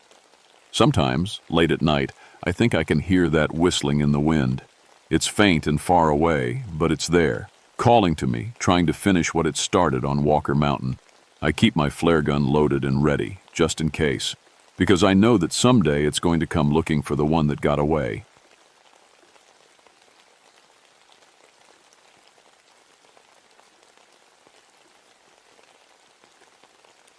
My name is Michael O'Brien, but everyone calls me Mike. I've been a forest ranger for 18 years now, working the Cherokee National Forest in Tennessee. Before that, I spent 6 years underground in the coal mines, just like my daddy and his daddy before him. Mining runs in the O'Brien blood, you could say. But sometimes I wonder if that's more of a curse than a blessing. It was August 1991, and the heat was killing everything. The trees looked like they were dying of thirst, their leaves curling up brown at the edges. Even the birds had gone quiet. I was driving my pickup up the old mountain road to Copper Hill Basin, windows down because the air conditioning had given up the ghost 2 days before. The radio crackled with static, then went dead. That should have been my first warning. I was heading up to check on the old copper mines. The state was thinking about opening them up for tours, maybe bringing in some tourist money to help the local folks. My job was to make sure they were safe, check for bad air, weak supports, that kind of thing. I'd done it 100 times before at different sites. Should have been easy work. The road got rougher as I climbed higher. Weeds grew up through cracks in the asphalt, and tree branches scraped against my truck like fingers trying to hold me back. I hadn't seen another car in 30 minutes. Up here, you could disappear and nobody would find you for weeks. Finally, I reached the old mining camp, or what was left of it. A few wooden buildings still stood, but most had fallen down or been taken back by the forest. Vines covered everything like green bandages trying to heal old wounds. The biggest building had been the company store, where miners bought their supplies. Now its windows stared out like empty eye sockets. I parked and grabbed my gear, hard hat with a light air tester, rope, first aid kit. The basics for going. Underground. As I walked toward the mine entrance, something crunched under my boots. I looked down and saw old glass bottles, rusty cans, and scraps of metal. Trash from when this place was alive, 70 years ago. The main mine shaft cut into the mountain like a black mouth. Rails for the ore carts ran right up to the edge, then disappeared into darkness. A metal sign hung crooked next to the entrance. Danger, abandoned mine, keep out. The letters were faded, but still readable. I clicked on my headlamp and stepped inside. The air felt different immediately. Cooler, but thick somehow, like breathing through wet cloth. My light beam pushed about 20 feet into the tunnel before the darkness swallowed it up. The walls were rough rock, stained orange and green from old copper deposits. About 50 feet in, I stopped to test the air. My meter showed normal oxygen levels, no dangerous gases. Good so far. I marked the spot with chalk and kept going deeper. That's when I heard it. Tap, tap, tap. Metal on stone. Like someone hitting rock with a pickaxe, way down in the depths of the mine. I stopped walking and listened hard. The sound came again, slow, steady, echoing up from somewhere deep below. "Hello?" I called out. My voice bounced off the walls and faded away. No answer. Just that tapping sound, patient as a heartbeat. Could be anything, I told myself. Water dripping on metal, rocks settling. Old mines make all kinds of noises. But I'd been in dozens of abandoned mines, and this was different. This sounded like someone working. I kept walking deeper, following the main tunnel as it curved to the left. My light picked up something strange on the ground. Fresh wood shavings. Little curls of pine, like someone had been whittling. But the wood was clean and yellow, not dark and rotten like it should have been after 70 years. The tapping got louder as I went, deeper. Now I could hear other sounds too. The squeak of metal wheels, like an ore cart rolling along tracks. But that was impossible. The mine company had pulled up most of the rails when they abandoned the place in the 1920s. I rounded another corner and stopped dead. My light shone on a pile of copper ore stacked neat and tidy beside the tunnel wall. The chunks were clean, with bright green streaks running through them. Fresh cut ore, like it had been pulled from the rock yesterday. My hands started shaking. I'd read the old records before coming up here. This mine had been worked out in 1925. There hadn't been any good ore left. That's why the company shut it down. So where did this come from? The tapping stopped suddenly, like whoever was doing it had heard me coming. The silence felt heavy, like something watching and waiting. I clicked off my light and stood very still in the darkness. That's when I heard the voices. The voices drifted up from somewhere far below, faint as smoke, but clear enough to make out words. Men talking in low tones, their words bouncing off rock walls before reaching my ears. "Jimmy, bring that cart over here. Watch your head on that timber." This vein's running deeper than we thought. I turned my light back on and followed the sound. The main tunnel split into 3 smaller passages, all sloping down into the mountain. The voices came from the middle one. I could see old wooden support beams, some looking solid as the day they were put up. That didn't make sense either. Wood rots fast in mines. These should have collapsed decades ago. As I walked down the sloping tunnel, my light caught something that made my blood turn cold. Fresh footprints in the dirt. Boot prints, size 10 or 11, with deep treads like work boots. And they were heading the same direction I was. I stopped and looked behind me. My own footprints showed clear in the dust, but these other ones were different. Deeper, like whoever made them was carrying something heavy, and there were a lot of them, going both ways. Like people had been walking this tunnel all day long. The voices got clearer as I went deeper. "Tommy, check that support beam. Looks like she's starting to sag. Air's getting thick down here. Maybe we should head up for a bit." "No, sir. Boss wants this section finished by end of shift." I knew those voices weren't coming from any living men, but they sounded so real, so normal. Just miners doing their work, same as miners everywhere. Except these men had been dead for 70 years. The tunnel opened up into a bigger chamber, maybe 30 feet across. My light swept around the walls and I saw things that shouldn't exist. Fresh wooden beams holding up the ceiling, clean copper ore sorted into piles, pickaxes and shovels leaning against the wall, their handles smooth and unworn. And in the center of it all, an ore cart sitting on rails that gleamed like they'd been laid yesterday. I walked over to the cart and touched it with one finger. Real metal, solid and cold. I pushed it gently and it rolled forward with a squeaking sound, the same sound I'd been hearing from above. "You shouldn't be down here, mister." I spun around so fast I nearly fell over. A man stood at the far end of the chamber, just at the edge of my light beam. He wore dirty overalls and a cloth cap with a pickaxe hanging from his belt. His face was hard to see in the shadows, but I could make out a thick mustache and deep-set eyes. "Mine's not safe for visitors," he said. His voice sounded normal, but hollow somehow, like an echo of an echo. "Cave-ins happen all the time." I tried to speak, but no words came out. The man stepped closer, and I could see him better. His clothes were old-fashioned, like pictures from the 1920s. His skin looked gray, like he'd been underground too long without seeing sunlight. "I'm a forest ranger," I finally managed to say. "I'm here to check on mine safety."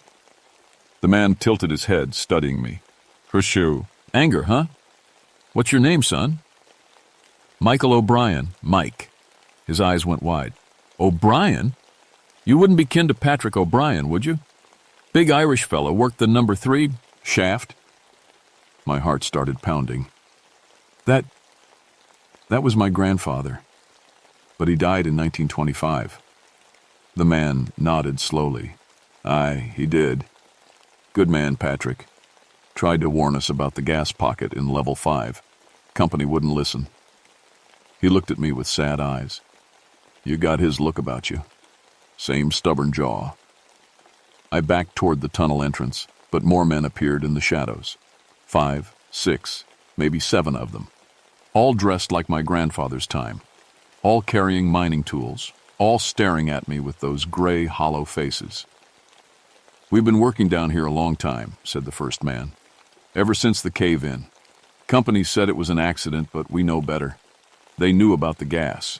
Knew the supports were weak. Sent us down anyway because they wanted that copper." Another man stepped forward, younger than the first, with blonde hair under his cap. 47 of us died that day. Never saw sunlight again. Never got to say goodbye to our families. Been working these tunnels ever since, trying to finish what we started. "You need to leave," said the first man, his voice getting harder. "This is our place now. Our work. We don't need any rangers or inspectors or company men coming down here telling us what's safe and what's not." I reached for my radio, but it was nothing but static. Too deep underground, too much rock between me and the surface. I was on my own. "I just want to help," I said. "Make sure nobody else gets hurt." The man with the mustache laughed, but it wasn't a happy sound. "Help? Like the company helped us? Like they helped our families after we died? Left them with nothing, not even bodies to bury?" The group of men started moving closer. Their boots made no sound on the rocky floor, but I could feel them coming like a cold wind. One of them dragged his pickaxe behind him, metal scraping on stone. "We know why you're really here," said another voice. "From the shadows. Want to bring tourists down into our mine, turn our grave into a carnival ride, make money off our bones." I ran. I stumbled back up the tunnel, my light bouncing wildly off the walls.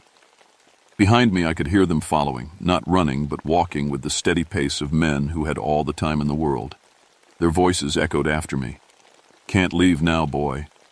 Work's not finished. Your grandfather would want you to stay." I reached the main tunnel and turned toward the entrance, toward sunlight and fresh air and the world of the living. But something was wrong. The tunnel looked different now. Wooden support beams crossed overhead where none had been before. Rails ran along the floor, leading deeper into the mountain instead of out. And the air tasted of copper dust and old death. I kept running, but the tunnel seemed to stretch on forever. My light showed the same rock walls, the same wooden beams over and over, like I was running in place. Behind me, the voices got closer. "No use running, Mike O'Brien. Mountain's got you now, just like it got us." Finally, I saw light ahead.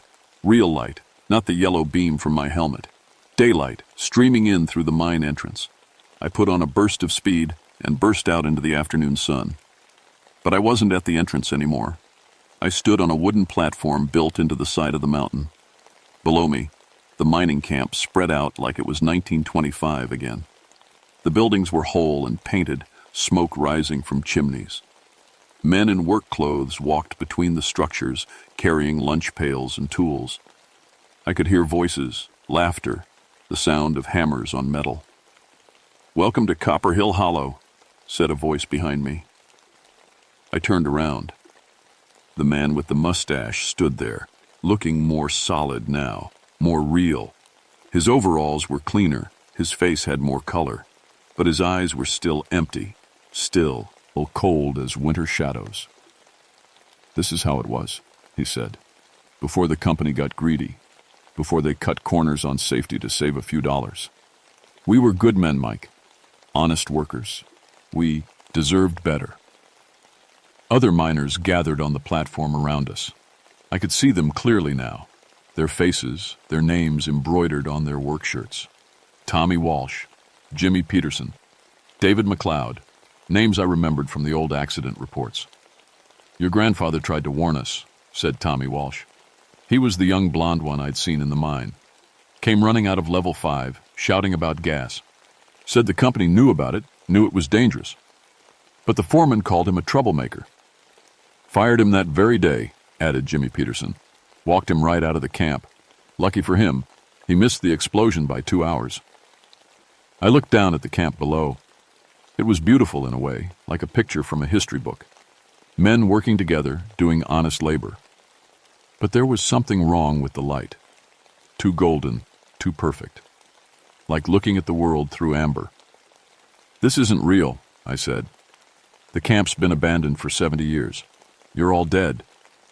The mustached man, I still didn't know his name, nodded sadly. Aye, we're dead, but we remember. We remember what it was like before, and we remember how it ended. Company sealed us in when the mine collapsed, told everyone we died quick, that there was nothing they could do. But some of us lived for hours in the dark, breathing poison air, calling for help that never came. Our families never knew the truth, said Tommy. Company paid them a little money, told them to keep quiet, said it was nobody's fault, just one of those things that happen in mines. But it wasn't, growled another man, older with scars on his hands from years of hard work. Company knew about the gas pocket, knew the supports were rotting. They had reports from the state inspector, warnings from the union. Ignored them all because pulling out that copper was more important than keeping us alive. I felt something tugging at my jacket and looked down. A boy, maybe 13 years old, stood beside me. Too young to be a miner, but he wore the same clothes as the men. I just brought them their lunch, he said in a small voice. Wasn't supposed to be down there. But the cage was coming up, and I thought I'd ride it to the surface. Then everything went dark. My heart broke looking at him. Just a kid, probably helping to feed his family, caught in a disaster that should never have happened. What do you want from me? I asked. The man with the mustache pointed down at the camp. Company's coming back. New owners, new equipment. They want to reopen the mines, dig out what copper's left. But the mountain's still dangerous. Gas pockets, weak stone, rotten supports. They don't care, just like before. All they see is profit. More men will die, said Tommy. Good men with families. Unless someone stops them. Someone who knows the truth, added Jimmy. The boy tugged at my jacket again. You could tell people what really happened. Make them listen. Make them remember us. I looked around at their faces. Dead men and a dead child, all looking at me with desperate hope. They'd been trapped here for 70 years, unable to rest, unable to move on, waiting for someone to hear their story. How? I asked. Who would believe me? I don't have any proof. The mustached man smiled for the first time. Oh, but you do, Mike O'Brien. Your grandfather saved more than his own life when he walked out of this camp. He took something with him, something the company thought was buried forever. The world around me started to fade. The perfect light grew dim. The sounds of the camp grew distant. The wooden platform began to creak and sag under my feet. Time's running short, said the man. Company surveyors will be here tomorrow. Once they start blasting, we'll be lost forever. The truth dies with us. What do? Did my grandfather take? I shouted as the platform collapsed beneath me.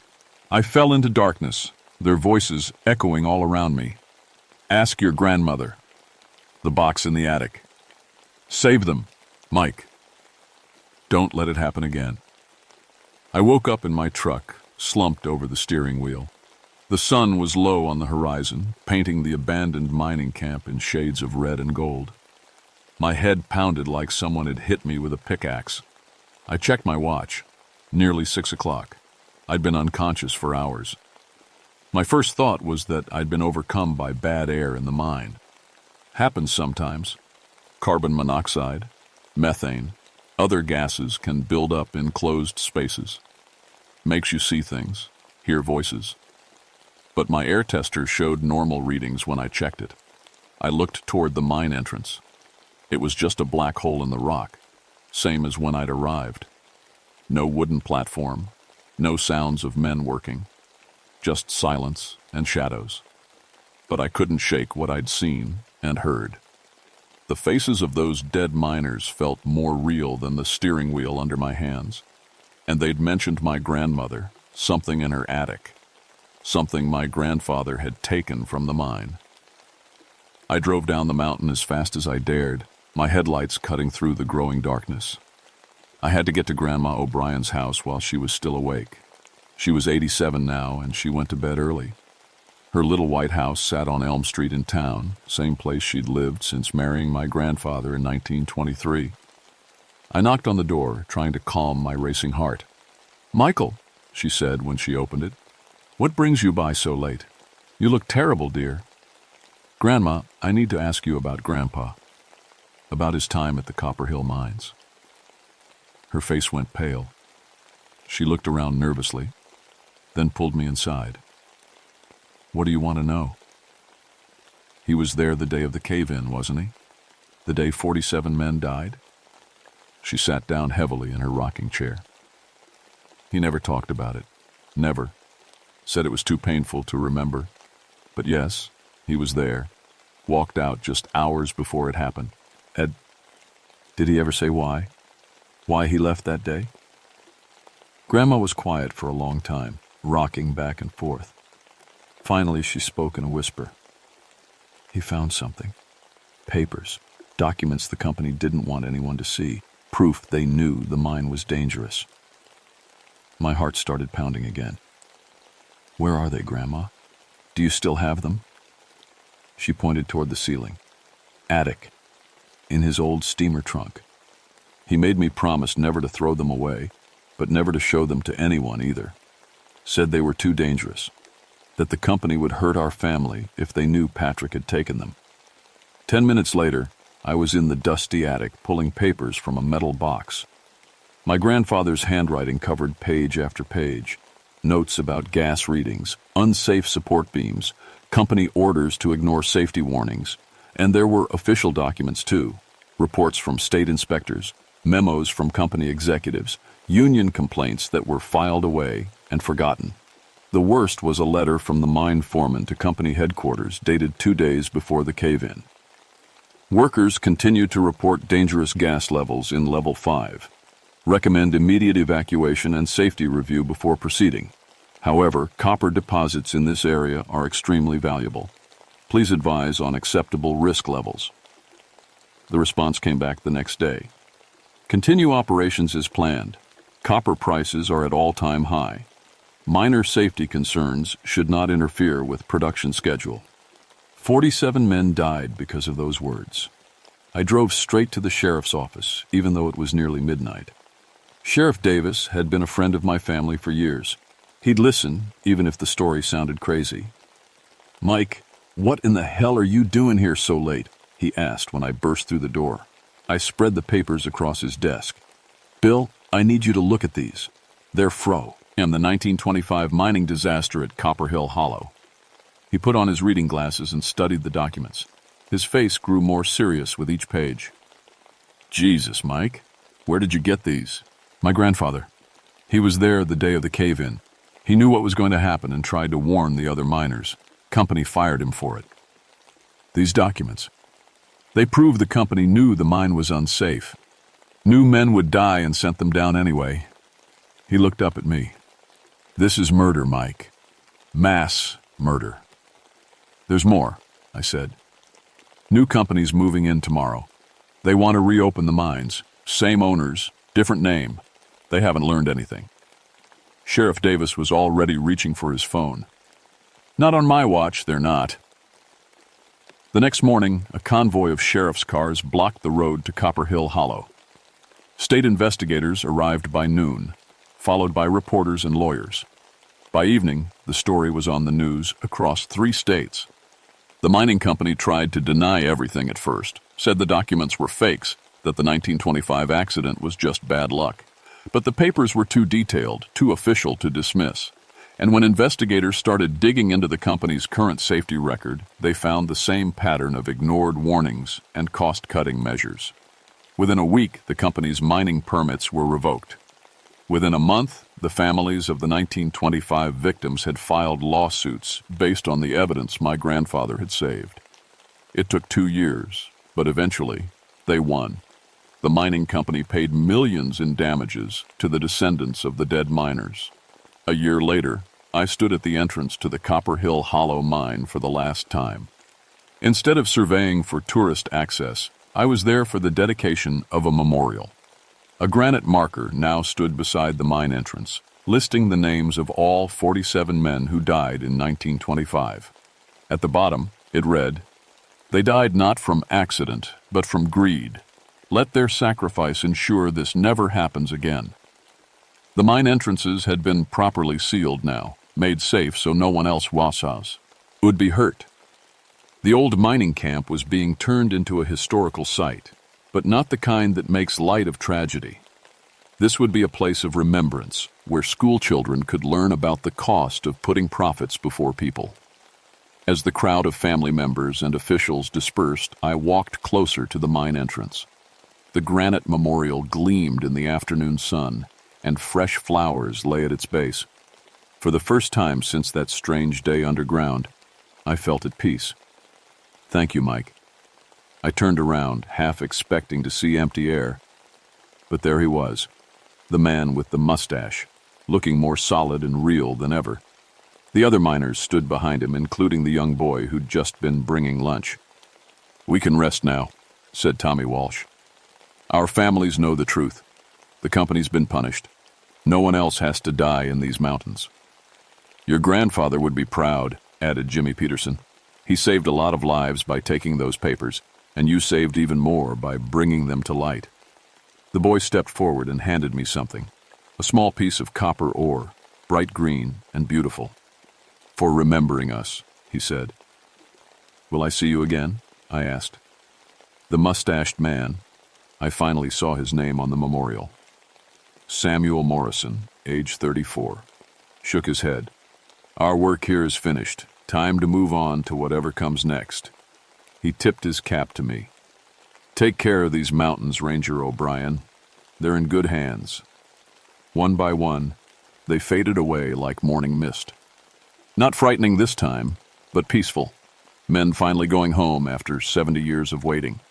I still work as a forest ranger, still check on abandoned mines and make sure they're safe. But I've never found another place like Copper Hill Hollow, where the dead refused to stay buried until justice was done. Sometimes late at night when I'm alone in the mountains, I think I howl, hear distant voices carried on the wind, miners calling to each other, tools ringing against stone, the squeak of ore carts on rusty rails. But they're not trapped anymore. They're not angry or desperate. They're just echoes now, reminders of men who worked hard and died too young, but whose sacrifice wasn't forgotten. The piece of copper ore sits on my desk at home, next to a picture of my grandfather in his mining clothes. Both remind me that some debts can only be paid with the truth, no matter how long it takes to tell it.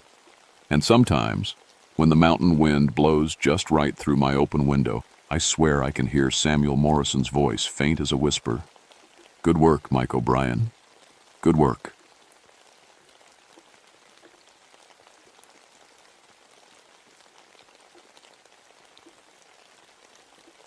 My name is Marcus Rutherford, but everyone calls me Mac. I've been a park ranger for 19 years now, working the Cherokee National Forest in Tennessee. My daddy was a ranger before me, and his daddy before him. We Rutherfords have been watching these mountains for 3 generations. I'm telling you this story because I need someone to know what really happened up on Copperhead Ridge in October of 1976. The official report says different, but the truth needs telling before I'm too old to remember it right. I was 43 then, still young enough to handle the rough country, but old enough to know better than to go looking for trouble. My specialty was backcountry work, tracking down poachers, illegal hunting camps, and the occasional moonshine operation that still dotted these hills, like my granddad's time. October in the mountains is something special. The leaves turn gold and red, and there's a bite in the air that lets you know winter's coming. That year, we had early frost warnings, and the deer were moving down from the high country earlier than usual. That's when I got the call about illegal hunting up near Copperhead Ridge. Some hikers reported hearing gunshots and seeing deer carcasses hanging from trees. It was a good 25 miles from the nearest town, deep in the hollow country where cell phones didn't work and my radio would be useless half the time. I should mention something about that area. My Uncle Tommy went missing up there in 1946. They found his body 3 days later at the bottom of a cliff, said he must have fallen in the dark.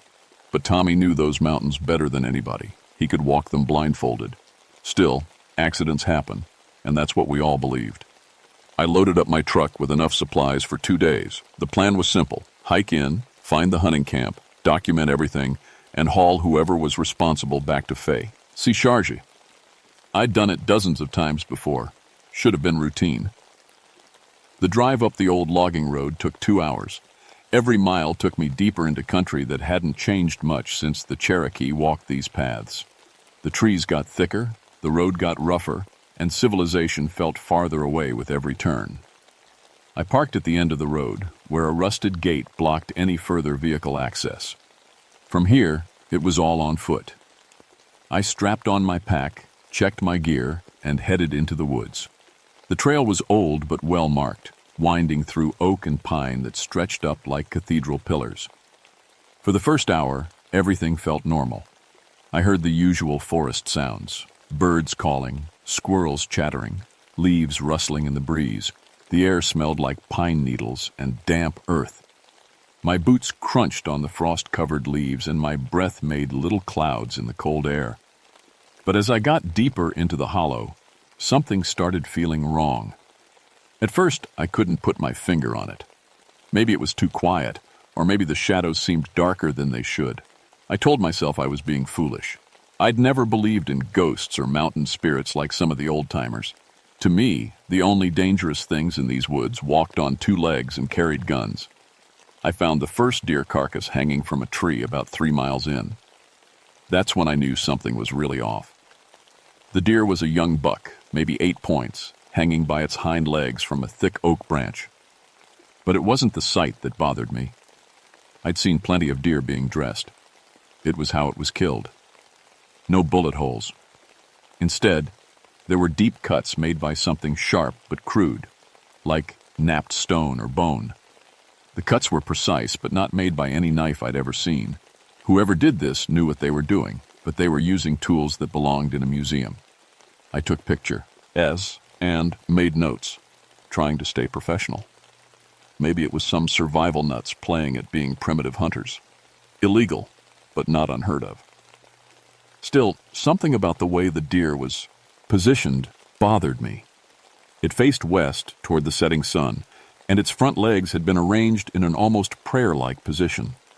As I continued up the trail, I found 2 more carcasses, all killed the same way, all positioned facing west. The hunting camp was another half-mile ahead, tucked into a natural clearing surrounded by thick pines. What I found there made my skin crawl. The camp looked like it hadn't been used in decades, but the fire pit had warm ashes. 3 lean-to shelters made from pine branches and bark stood around the clearing. No modern equipment anywhere. No tents, no coolers, no hunting gear. Just primitive shelters and a collection of stone tools scattered around the fire. But it was the smell that really got to me. A thick, musky odor like wet animal fur mixed with something rotten. It stuck in my nose and made my stomach turn. I'd smelled plenty of dead animals in my time, but this was different, stronger, more personal. I was photographing the stone tools when I heard the first whistle. It came from the tree line to my left, a long, low sound that didn't match any bird I knew. I froze, listening. After a few seconds, another whistle answered from the right side of the clearing. Then another from behind me. My hand moved to the pistol on my belt. Whatever was out there, there were at least 3 of them, and they had me surrounded. I tried to look casual as I backed toward the center of the clearing, giving myself room to move in any direction. That's when I noticed my compass was spinning. The needle swung back and forth like it couldn't find north. My watch had stopped too, the hands frozen at 2:17, though I was sure it had been working fine an hour ago. The whistling stopped. The forest went completely silent. No birds, no insects, no wind in the trees. Even my own breathing seemed too loud. I stood there for what felt like hours, but was, probably only minutes, waiting for something to happen. Then I saw the footprints. They were in the soft earth around the fire pit, and I'd somehow missed them before. Bare feet, but wrong somehow. Too long, too narrow, with what looked like claw marks where the toes should be. The stride was human, but the feet weren't quite. I followed the tracks to the edge of the clearing, where they disappeared into the thick underbrush. My hands were shaking as I took pictures. 19 years as a ranger, and I'd never seen anything like it. That's when I decided to get help.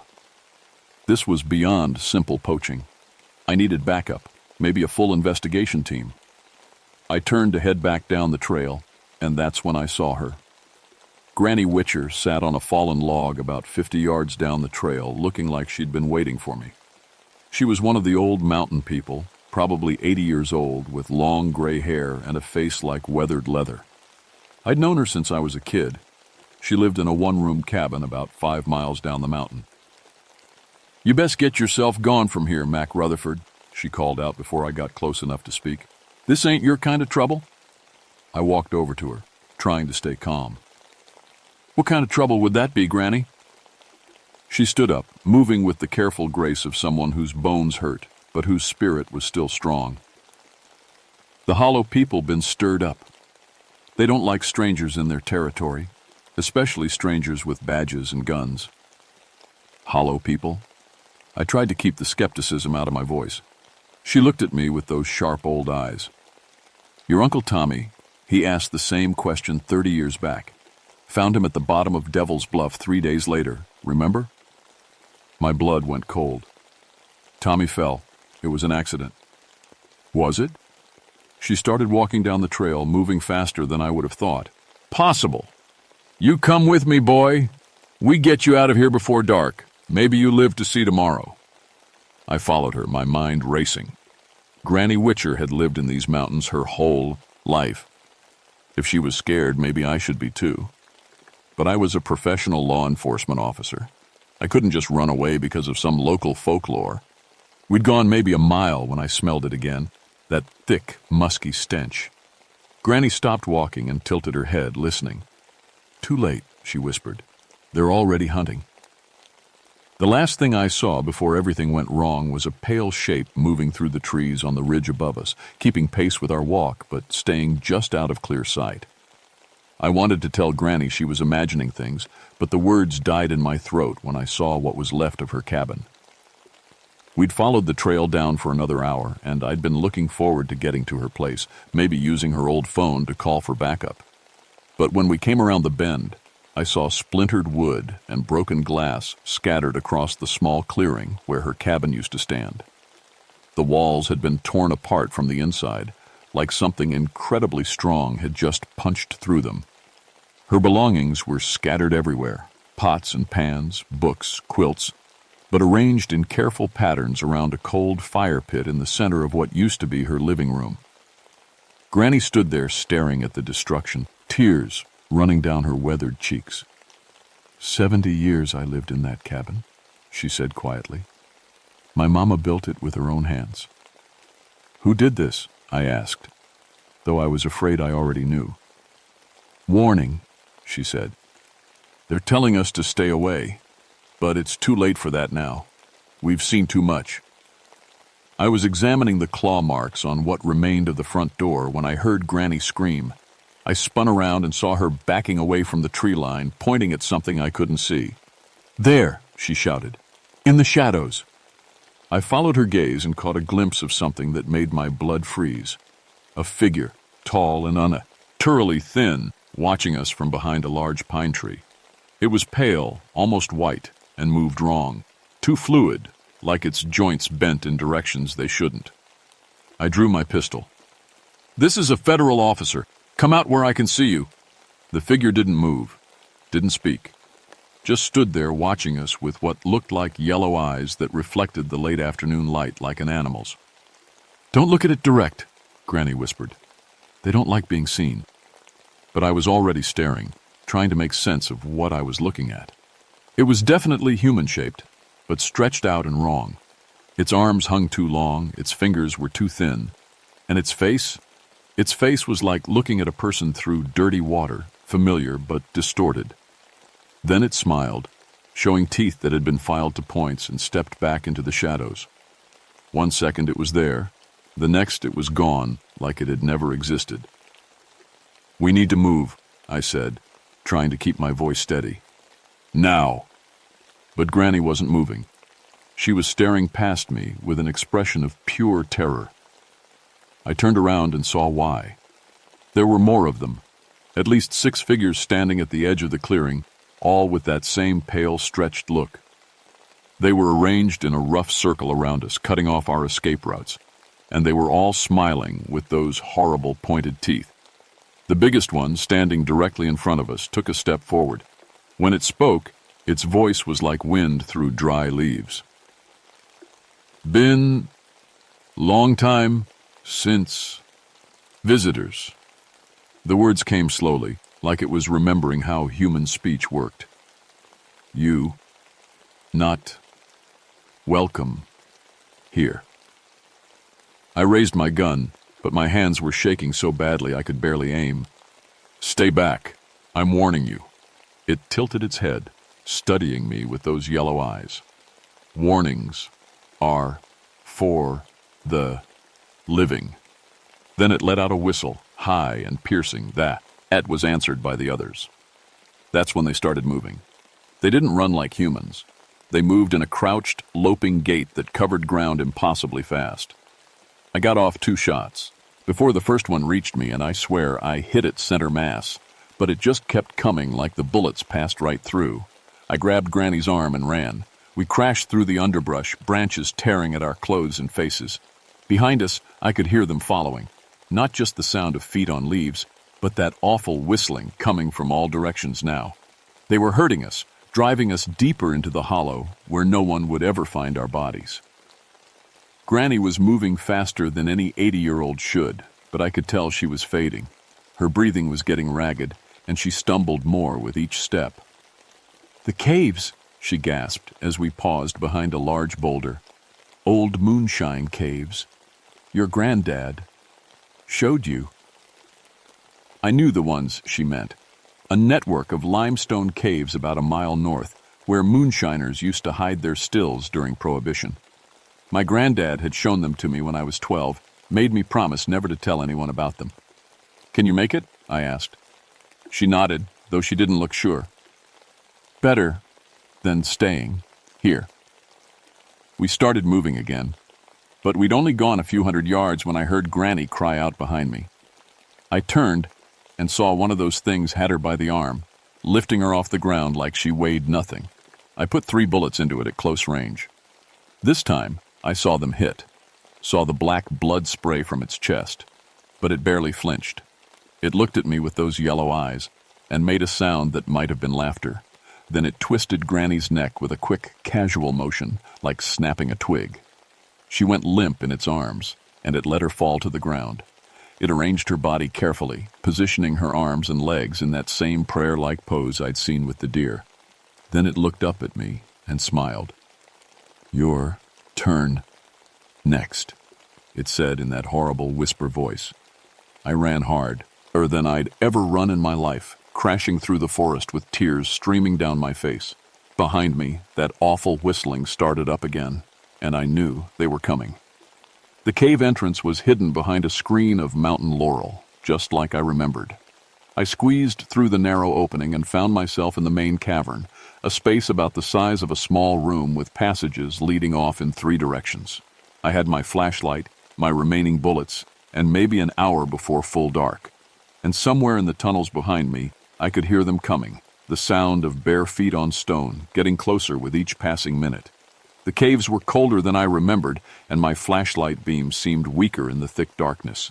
I chose the passage that led deepest into the mountain, hoping to lose them in the maze of tunnels that honeycombed the limestone. But as I moved deeper, I started finding things that made me wish I'd stayed in the main cavern, bones scattered along the tunnel floor. Not just animal bones. I saw what looked like a human rib cage wedged into a crack in the wall, and a skull that watched me pass with empty sockets. Some of the bones had been gnawed on, showing the same tooth marks I'd seen on the deer. The tunnel opened into a larger cavern, and my flashlight revealed something that made me stumble backward in horror. It was like an underground village. Crude shelters made from stacked stones and animal hides filled the space. Fire pits with cold ashes. And everywhere more bones arranged in careful patterns on the cave floor. Circles and spirals and shapes that hurt to look at.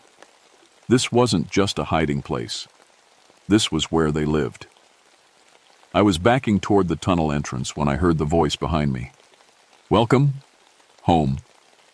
I spun around and saw the big one from the clearing standing in the tunnel mouth, blocking my escape.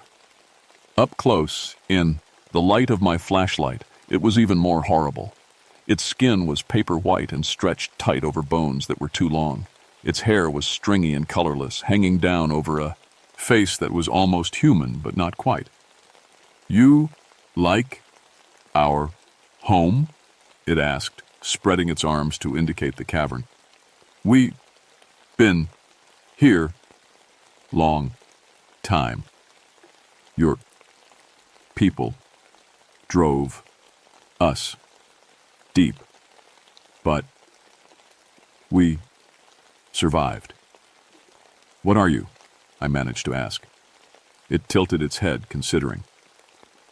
"We were like you once, long ago, but the mountain changed us, made us better, stronger. We don't need your world anymore." More of them appeared in the tunnel behind it. A whole family group, I realized. Adults and what might have been children, though it was hard to tell in the dim light. They all had that same stretched, pale look, and they all watched me with hungry yellow eyes. "Your uncle, he tasted good," the big one said, and several of them made that awful laughing sound. "Sweet meat, but you, older, tougher, still good for the pot." That's when I understood what had really happened to Uncle Tommy, and what was going to happen to me if I didn't find a way out of this cave. I started backing deeper into the cavern, looking for another exit. The things followed me slowly, in no hurry. They knew these caves better than I did. There was nowhere to run. "Don't be afraid," the big one said. "Death is quick. Eating takes longer." I was almost to the back wall of the cavern when my flashlight beam caught something that gave me hope. Another passage, narrow and low, hidden behind one of their stone shelters. If I could reach it. I waited until they were close, then threw my flashlight as hard as I could at the big one's face. In the moment of darkness and confusion that followed, I dove for the hidden passage. I heard them roar behind me. Not human sounds, but animal cries of rage and frustration. Claws scraped on stone as they tried to follow, but the passage was too narrow for their stretched bodies. I crawled through darkness, feeling my way by touch, praying the tunnel would lead somewhere other than a dead end. Behind me, I could hear them digging, trying to widen the passage with their bare hands and those horrible claws. After what felt like hours, but was probably only minutes, I saw light ahead. Real light, not the yellow glow of their eyes. I crawled faster, my knees and elbows bloody from scraping against the rough stone. The tunnel ended at a cliff face, looking out over the valley far below. The opening was barely wide enough for me to squeeze through, but it was better than staying in the cave with those things. I could see the trail that led back to my truck, maybe 3 miles away and 1,000 feet down. If I could reach it before they found another way out of the caves. I started climbing down the cliff face, using every bit of mountaineering skill my daddy had taught me. The rock was slick with frost, and my hands were numb with cold, but I kept moving. Behind me, I could hear them whistling to each other, coordinating their hunt. I was halfway down when I saw them emerging from caves all along the cliff face. Dozens of them, maybe more, pouring out of openings I hadn't even known existed. They moved along the vertical rock like spiders, defying gravity with their clawed hands and feet. But they were still following the ancient rules of their kind. They hunted at night, when the shadows were deep and humans couldn't see them clearly. As long as I could reach the bottom before full dark, I might have a chance. I slipped the last 20 feet, sliding down a steep section of loose shale, and landed hard on the trail. My ankle screamed with pain, but it held my weight. I started running again, ignoring the agony in my leg, racing against the setting sun. Behind me, that horrible whistling filled the air, and I knew they were coming. down the cliff like a pale, hungry tide. I made it to my truck just as the last light faded from the sky. My hands shook so badly I could barely get the key in the ignition, but the engine turned over on the first try. I'd never been so grateful to hear that familiar rumble. As I drove down the mountain, I kept checking my mirrors, expecting to see pale figures running after me on the road. But they were creatures of the deep woods, I realized. They wouldn't follow me back to civilization. Not yet, anyway. I didn't stop driving until I reached the ranger station, 40 miles away. My supervisor took one look at me, covered in blood and cave dirt, talking about hollow people and underground villages, and called for an ambulance and a psychiatric evaluation. The official report listed Granny Witcher's death as accidental. They said she must have fallen and hit her head on a rock. The destroyed cabin was blamed on bears looking for food before winter. My account of the encounter was noted as stress-related hallucinations following traumatic discovery of civilian fatality. 3 days later, I went back with a full team. We found the hunting camp, but all the primitive tools were gone. The caves showed no sign of recent habitation, just empty stone chambers that echoed with our voices. Even the bones I'd seen were gone, leaving only faint stains on the cave floor that could have been anything. But I found Uncle Tommy's journal in the ruins of Granny Witcher's cabin. It had been hidden under a loose floorboard, wrapped in oilcloth to keep it dry. The last entry was dated 3 days before his death in 1946. "They're not human anymore," he wrote. "Don't know if they ever were. Been living in the deep places so long they forgot how to be people, but they remember us, remember how we taste." The area around Copperhead Ridge was quietly designated a geological hazard zone and closed to the public. Official reason: unstable rock formations and dangerous cave systems. The real reason went into a file that only 3 people in the Forest Service ever saw. I request to transfer to a valley station, claiming my leg injury made mountain work too difficult. For the next 15 years, I worked easy trails and visitor centers, helping tourists find restrooms and warning them about poison ivy. But I kept in touch with the old mountain families. Quietly, carefully, I let them know that some of the old stories were true, that there were things in the deep hollows that were best left alone. Most of them already knew, had known for generations. They just nodded and promised to keep their children away from Copperhead Ridge.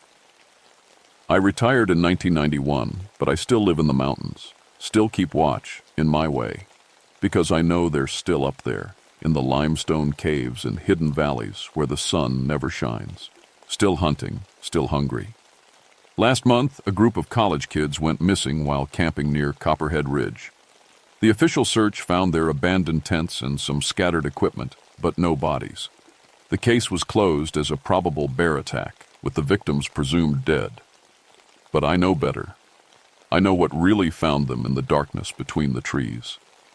And I know that somewhere in the deep places under the mountain, there are new bones being arranged in careful patterns around cold fire pits. The hollow people are patient. They've learned to be selective, to take only a few victims each year so no one notices a pattern. But they're still there, still watching the trails and waiting for travelers who wander too far from the light. Sometimes on quiet nights when the wind is still, I can hear them whistling to each other across the ridges, calling and answering, patient as the stone itself, hungry as the winter that never ends in the deep places where they make their home. My name is Marcus Rutherford, and I'm telling you this story because I'm old now, and soon there won't be anyone left who knows the truth. Stay out of the hollow country. Stay away from Copperhead Ridge, and if you ever hear that whistling in the woods at night, don't try to find out what's making it. Just run. Run as fast as you can, and don't look back. Because some things in these mountains are older than memory, hungrier than winter, and they're still hunting for fresh meat to add to their underground feast. The hollow people are real, and they're still waiting in the dark.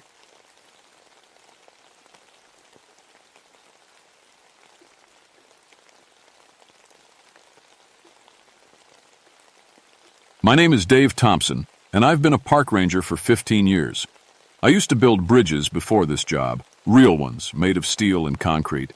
I thought I knew everything about how bridges work. I was wrong. It was November 1987 when they sent me to Devil's Fork Gorge in West Virginia. The place got its name for good reason. It's a deep cut in the mountains where two streams crash together 300 feet below. There's only one way across, an old suspension bridge built back in the 1930s. My boss wanted me to check if the bridge was safe. "You're the only guy we got who knows bridges," he said. "Go make sure it won't fall down." The drive took 4 hours on winding mountain roads. The last 20 miles were dirt, and my truck bounced around like a toy. When I finally parked at the trailhead, the sun was already getting low. November days are short up there. The hike to the bridge was about a mile through thick woods. Pine trees stood so close together that hardly any light got through. My boots crunched on dead leaves and old snow. Everything smelled like winter, cold and clean and empty. Then I heard it, a creaking sound, like old wood under weight. But there was no wind, and I couldn't see the bridge yet. The path curved around a big rock, and there it was. The bridge stretched across the gorge like a giant spider web. 2 thick cables hung between tall wooden towers, and the walking surface was made of old wooden planks. It looked exactly like the pictures from the 1930s when the government built it as part of some work program. But something felt wrong. The bridge was swaying just a little, even though the air was still, and it looked— I don't know how to say this. It looked longer than it should have been. I'd read the plans. The bridge was supposed to be 200 feet across, but standing there, it seemed to stretch on forever. I checked. My watch, 4:30. I had maybe an hour of good light left. Time to get to work. I walked to the start of the bridge and pulled out my clipboard. The wooden towers looked solid. The cables were old but not rusty. Someone had been taking good care of this place. Maybe too good. The wood looked like it had been painted recently, but according to my paperwork, no maintenance crew had been out here in 5 years. That's when I noticed the tools. A wooden toolbox sat next to the left tower, like someone had just been working. Inside were old-fashioned tools, hammers with wooden handles, hand saws, rope made of actual rope instead of the synthetic stuff we use now. Everything looked brand new, but from the wrong time period. I picked up one of the hammers. It felt warm, like someone had just been holding it. "Hello?" I called out. My voice echoed off the rocky walls of the gorge. "Anyone here?" Nothing. Just the wind starting to pick up, making the bridge creak and sway. I decided to walk across and check the other side. The wooden planks felt solid under my boots, but every step made the whole bridge move a little. That was normal. Suspension bridges are supposed to move. But this felt different, like something was making it sway on purpose. Halfway across, I stopped. The toolbox was gone from where I'd left it, and there, at the far end of the bridge, stood a man. He was tall and thin, wearing old work clothes, brown pants held up by suspenders, and a faded red shirt. A cloth cap sat on his head, the kind workers wore back in the day. He just stood there watching me. "Hey," I called out. "You okay?" He didn't answer, didn't move, just stared. I started walking toward him, but the bridge began swaying harder. Not from wind. There still wasn't any. It swayed like someone was shaking it. When I looked up again, the man was gone. By the time I reached the other side, it was getting dark fast. The forest looked black between the trees, and fog was starting to rise from the stream far below. I checked the tower on this side, same as the other one, solid and well-maintained. Too well-maintained. I should have left then. Should have hiked back to my truck and come back in the morning with better equipment. But I'm stubborn, and I wanted to finish the job.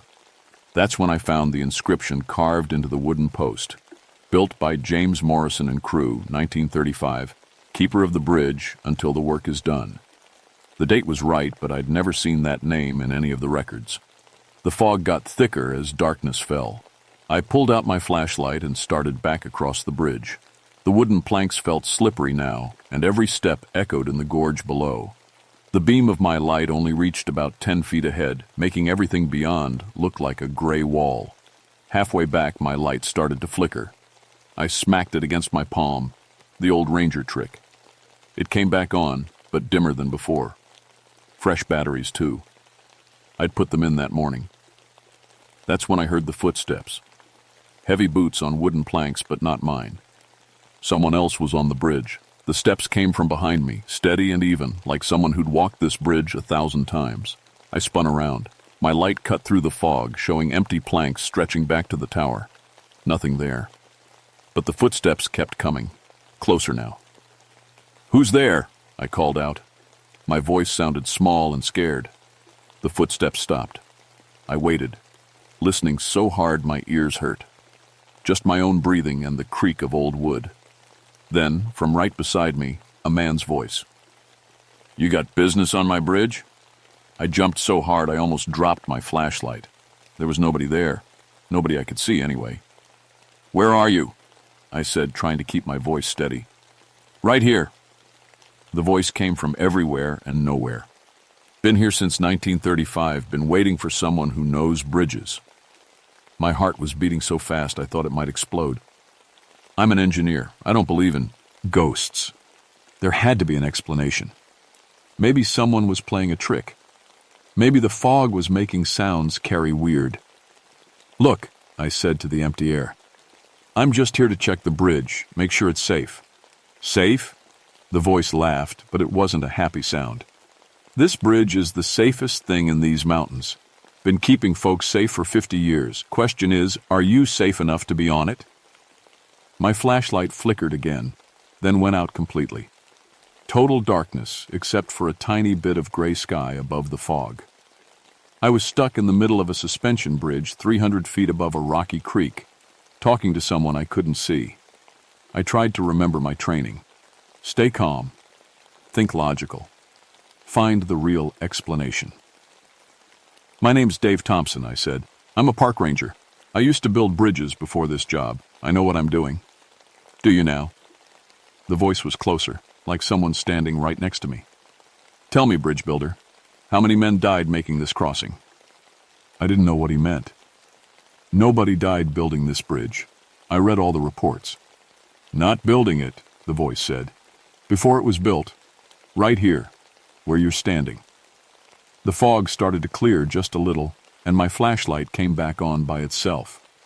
In the dim light, I could see shapes in the air around me, like people, but see-through. Men in old-fashioned clothes, women in long dresses, children holding their parents' hands. They all looked sad and scared.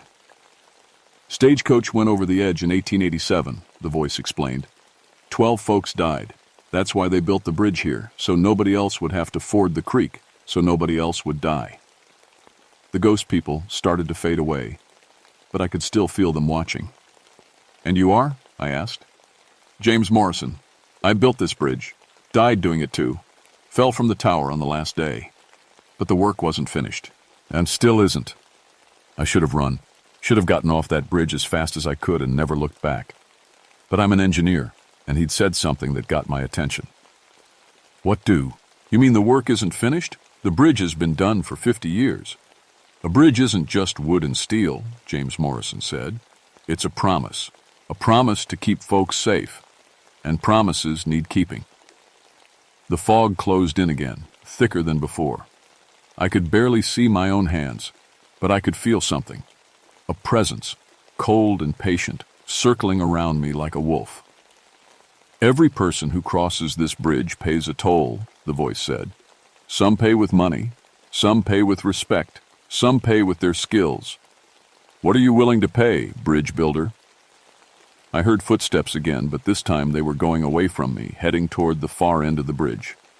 I followed the sound, my light showing just enough to keep me from stepping off the edge. When I reached the tower, I found something that made my blood turn cold. The toolbox was back, sitting exactly where I'd first seen it. But now it was open, and all the tools were laid out neat and organized, like someone had been getting ready to work. Next to the box was a piece of paper covered in old-fashioned writing. I picked it up and held it in my flashlight beam. It was a work order, dated November 15th, 1987, today. But it was written in the style of the 1930s, like an official government form from the Depression era. Work required. complete inspection and repair of Devil's Fork Bridge. Worker assigned, David Thompson, engineer. Supervisor, James Morrison, bridgekeeper. Work to begin at sunset. No worker leaves until job is done proper. At the bottom, in different handwriting, welcome to the crew, Dave. Time to earn your crossing. I crumpled up the paper and threw it into the gorge. This is crazy, I said out loud. I'm talking to myself in the fog. That's all this is. But even as I said it, I knew it wasn't true. The tools in the box were real. The work order had been written in my name. And so, me, where in the darkness around me, James Morrison was waiting. I decided to get off the bridge and hike back to my truck. I'd come back in the morning with backup and proper equipment, maybe a camera to document whatever trick was being played on me. But when I started walking toward the path, I couldn't find it. My light showed the wooden tower, same as before. But where the hiking trail should have been, there was just more bridge stretching into the fog. Both directions looked the same now, wooden planks disappearing into gray nothing. I was trapped in the middle of a bridge that had somehow become endless. Looking for the exit? James Morrison's voice came from behind me. Won't find one till the work's done. That's the rule. I spun around. This time I could see him, tall and thin, just like before, but clearer now. His work clothes looked old but clean, and his face had the serious expression of a man who took pride in his job. He was solid enough that I could see him clearly, but I could also see through him to the fog beyond. Let me off this bridge, I said. Can't do that. You accepted the job when you stepped onto my bridge with tools in your hands. He pointed at my clipboard and measuring tape. Every man who works here finishes his work. I'm not one of your workers. This isn't the 1930s. James Morrison smiled, but it wasn't friendly. Time works different here. Always has. This bridge exists in all the times it's needed. Past, present, future. Right now, it needs work, and you're the man to do it. The fog around us started to change. I could hear sounds, hammering, sawing, men calling to each other, voices from long ago still doing their jobs. My crew's been waiting 50 years for a real bridge man to help finish what we started, Morrison said. Most folks who cross here aren't qualified. They just pay their toll and move on. But you, no bridges. You can see what needs doing. Against my better judgment, I found myself curious. What needs doing? Morrison walked over to one of the support cables. Up close, I could see that some of the wire strands were frayed. Not dangerous yet, but they would be in a few years. This bridge carries more weight than it was designed for, he said. Back in '35, we figured maybe a few hikers a week. Now there's dozens every day. Heavy packs, big groups. The cables are stressed. He was right. I could see it with my engineering eye. The bridge was still safe, but it wouldn't stay that way forever. The wooden planks are wearing thin in spots, Morrison continued. Tower foundations need reinforcement. Someone who knows bridges could fix all that. Someone who cares about keeping folks safe.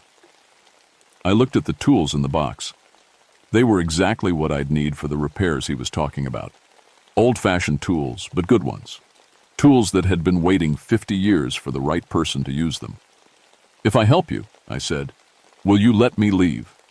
Morrison's expression grew sad. Dave, you don't understand yet. Nobody leaves this bridge unchanged. The question is whether you leave as a man who abandoned his responsibility or a man who did what needed doing. The fog was getting thicker again, and I could feel the temperature dropping. My breath came out in little clouds, even though it had been mild when I'd hiked in. I have a life outside this bridge, I said. A job. People expecting me back. And they'll see you again when the work's done. Might be tomorrow, might be next week. Depends on how fast you work and how well you do it. Morrison gestured toward the tools. But if you try to leave without finishing, you'll be stuck here forever, just like the others who tried to cheat their way across. Others? He pointed into the fog. Shapes moved in the gray. People walking back and forth, over and over, like they were stuck in a loop. Folks who thought they were too important to pay the toll. Been walking my bridge for years now, trying to find, The exit. Never will. I watched the ghost walkers pace back and forth in the fog. Some wore modern clothes, hikers and backpackers who'd come through recently. Others looked older. All of them had the same lost, frustrated expression. Don't end up like them, Dave. You're a good man with useful skills. Help me finish what we started, and go home with pride in your work. I looked at the tools, then at the bridge cables that really did need attention.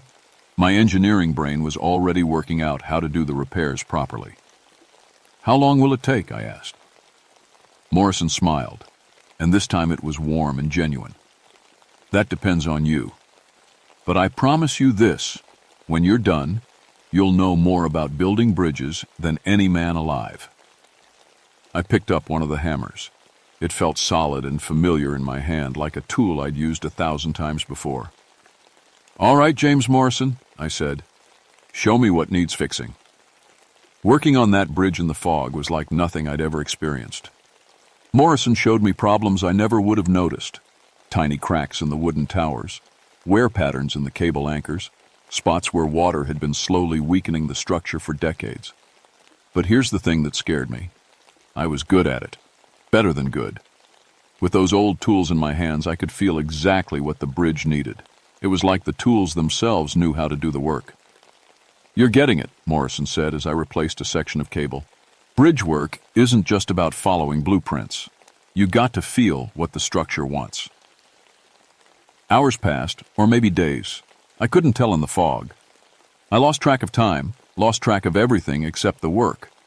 Fix this cable, replace that plank, strengthen this joint. Each repair made the bridge feel more solid, more alive. Morrison worked beside me, showing me tricks I'd never learned in engineering school. How to tie knots that would hold for a century. How to read the stress in a cable just by touching it. How to cut wood so it would fit perfect every time. Where did you learn all this? Asked during a break. Same place you're learning it now, he said. The bridge teaches you if you listen close enough. That's when I realized what was happening. The bridge wasn't just a structure. It was alive somehow, connected to everyone who'd ever worked on it. All their knowledge, all their skills, flowing through the wood and steel and into whoever was willing to learn. This is how you really died, isn't it? I said. You didn't fall. You became part of the bridge. Morrison nodded slowly. On the last day, when the work was almost done, I felt it calling to me. Felt how much it needed someone to care for it forever. So I stayed. I looked at my hands. They were cut and dirty from the work, but they didn't hurt. And I noticed something else. When I touched the bridge, I could feel things. The weight of people walking across, the stress of wind and weather, the slow, patient strength that had kept this crossing safe for 50 years. You want me to stay too? I said. Want's got nothing to do with it, Morrison replied. Question is, what kind of man are you? The kind who does a job halfway and moves on, or the kind who sees something through to the end? The fog was starting to clear a little, and I could see we'd made real progress. The bridge looked stronger, newer, like it could last another 50 years easy. But there was still work to do. How much more? I asked. Morrison pointed to the far tower. Foundation work. Hardest part. That's where most folks give up. We walked to the end of the bridge, and he showed me what he meant. The base of the tower was sinking just a little into the rocky ground. Not much, maybe an inch, but enough to stress the whole structure.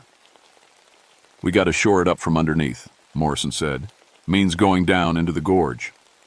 I looked over the edge, 300 feet straight down to rocks and rushing water. No way to climb down. And even if there was, no way to carry tools and materials. There's another way, Morrison said quietly. But you won't like it. He led me to a section of the bridge I hadn't noticed before. A trapdoor in the planks with a rope and pulley system attached to the tower. Built this for maintenance access, he explained. You lower yourself down, work from underneath, come back up when you're done. I stared at the thin rope. It looked strong enough, but the idea of hanging 300 feet above rocks while trying to shore up a bridge foundation was terrifying. This is crazy, I said. I could die. You could, Morrison agreed. But if you don't do it, the bridge dies. And everyone who crosses it afterward might die too. That's the choice, Dave. Risk yourself to save others, or play it safe and let the bridge fail when the next big storm hits. I thought about all the hikers who cross this bridge every year. Families, kids, people just trying to enjoy the mountains. If the bridge failed while someone was on it, I'll need better light, I said, and safety equipment. Morrison smiled. Already thought of that. He opened a wooden crate I hadn't seen before. Inside was everything I'd need. Modern climbing gear mixed with old-fashioned tools, kerosene lanterns that would burn steady in the wind. You've been planning this for 50 years, I said. I've been waiting 50 years for the right man to trust with this job. You're him, Dave. I can feel it in how you work, how you care about doing things right. I strapped on the climbing harness and checked the rope one more time. It felt solid, like everything else Morrison had shown me. If I don't make it back up, I said, tell my boss I died doing my job. Morrison clapped me on the shoulder. You'll make it, but you won't be the same man who goes down. The work under the bridge was the hardest hing I've ever done. Hanging in space with nothing but rope between me and the rocks, trying to shore up a foundation while wind from the gorge tried to spin me like a top. But Morrison talked me through it, his voice calm and steady in my ear. Little more to the left, Dave. That's it. Now drive that stake deep. The strange thing was, I wasn't scared. Tired, yes. Focused, absolutely. But not scared.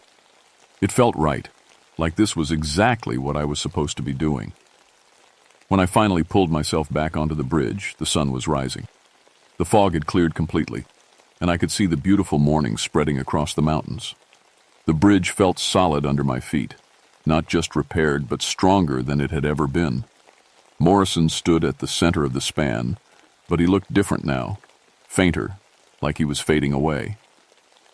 Work's done, he said, and his voice had a satisfied, peaceful sound. Bridge will stand for another century now. Easy. You're leaving, I said. He nodded. Been waiting 50 years to finish this job proper. Now I can rest. What about me? Do I stay here too? Morrison smiled. That's up to you, Dave. You could stay, become the new keeper, or you can go back to your life, but with something extra. I could feel what he meant. The bridge had taught me things, not just about construction and engineering, but about responsibility, about caring for something bigger than yourself. I'd always be connected to this place now. I'll go back, I said, but I'll come back too. Regular maintenance checks, make sure everything stays good. Knew you'd make the right choice, Morrison said. He was almost invisible now, just an outline in the morning light. Take care of her, Dave. She's a good bridge. Then he was gone, and I was alone on the span. I packed up the tools, the ones that were still there anyway. Some had faded away with Morrison, but the work we'd done was real. The bridge was solid, safe, ready for whatever came next. The hike back to my truck took no time at all. I knew the way perfectly now, like I'd walked it 100 times. But when I got to my truck, I had a surprise waiting. My boss was there with a search team. Dave, thank God you're okay. You've been missing for 3 days. 3 days? It felt like one night to me. But when I looked at my hands, they showed 3 days of hard work. And when I looked back at the bridge, I could see what Morrison and I had accomplished. I wrote up my report that evening back in town. Bridge is in excellent condition, I wrote. Recent maintenance work appears to have been completed to very high standards. Recommend regular inspections, but no immediate repairs needed. I didn't mention Morrison or the ghost crew or the night I spent working in the fog. Who would believe it? But I kept the old hammer I'd used, the one tool that hadn't faded away. It sits on my desk now, a reminder of the best work I've ever done. I go back to Devil's Fork Bridge twice a year now, spring and fall maintenance checks. It's always in perfect condition, like someone still taking care of it. Sometimes I find small repairs that have been done since my last visit, always with the same careful attention to quality that Morrison taught me. And sometimes, when the fog rolls in at sunset, I hear the sound of hammers and saws echoing from the gorge. The work goes on, done by hands that care about keeping people safe. I'm still a park ranger, still an engineer. But now I'm something else, too. A bridge keeper, just like Morrison. Not trapped here, but connected. Responsible for making sure this crossing stays safe for everyone who needs it. The bridge taught me that some jobs never really end. They just get passed from one person to the next, along with the knowledge of how to do them right. And every time I cross that bridge, I can feel Morrison's approval in the steady sway of the cables and the solid feel of the planks under my feet. The work is done, but it's never finished. That's the nature of bridges. They connect one place to another, one person to the next, one generation to all the ones that follow. I keep the old hammer on my desk as a reminder. Good work lasts forever, but only if someone cares enough to keep it going.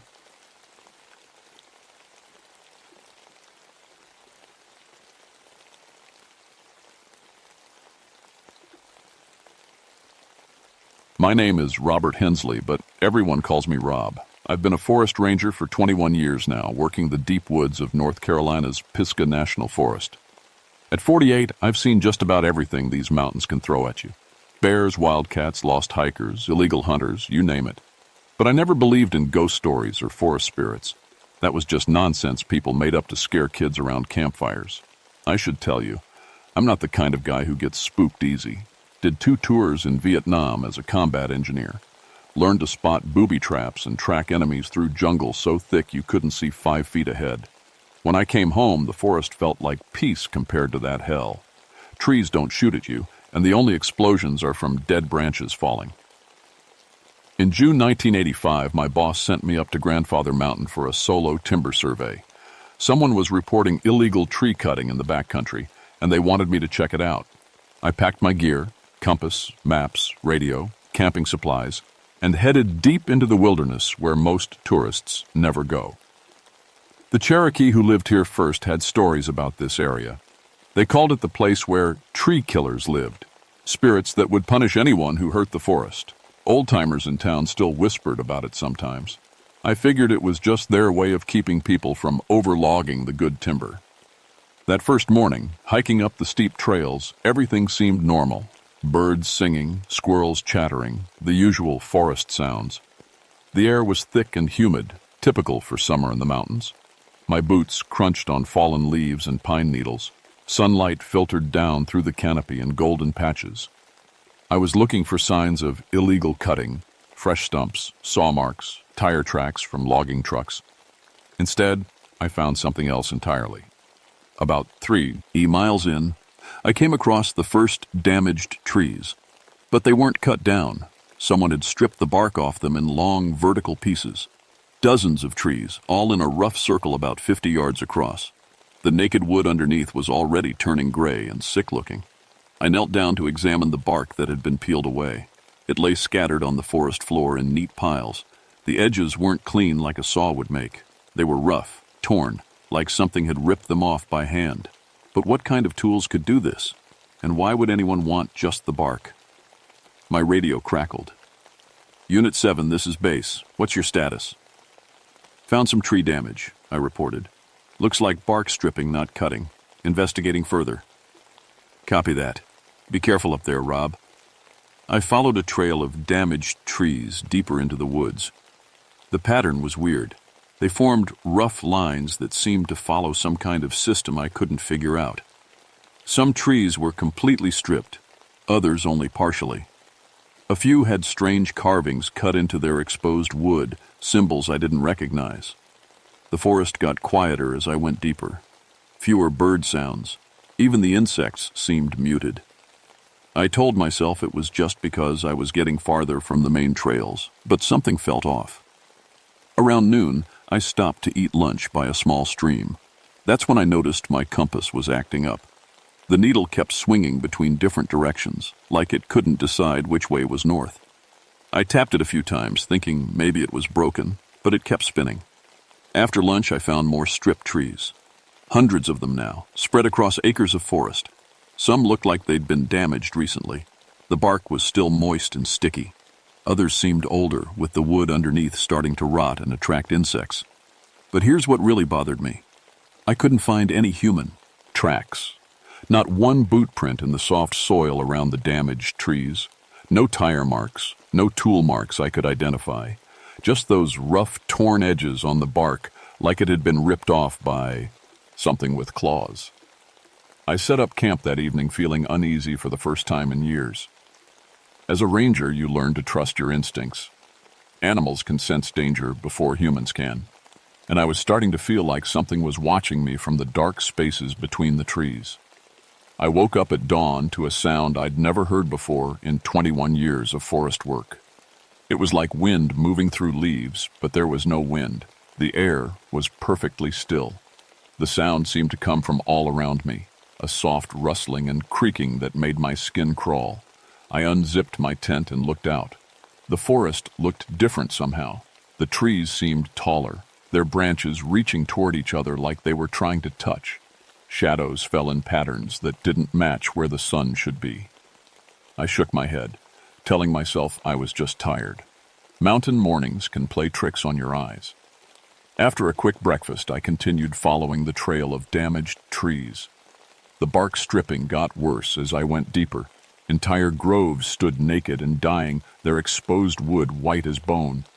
The smell hit me then, not the clean scent of healthy forest, but something damp and earthy, like soil that's been turned over to expose the worms underneath. That's when I found the first tracks. They were in a patch of soft mud near another stream. At first glance, they looked almost human, 5 toes, a heel, the basic shape of a foot. But they were wrong. Too long, maybe 14 inches from heel to toe. The toes were stretched out like fingers with what looked like claw marks at the tips. I measured them with my ruler and took photographs.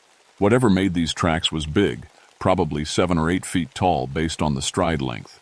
And there were multiple sets, at least 4 different individuals walking together. The tracks led deeper into the forest, following game trails I'd never set before. As I tracked them, I started noticing other weird things. Trees that had fallen across the path, but their stumps showed no saw marks or storm damage. They looked like they'd been twisted off, the wood splintered and torn. Around midday, I heard voices. Not human voices, I would have recognized those. These were like the wind in leaves sound from the morning, but with a rhythm that almost seemed like words. I couldn't make out what they were saying, but the tone sounded angry, upset about something. I followed the sounds carefully, using trees for cover the way I'd learned in the army. Through the branches, I caught my first glimpse of them.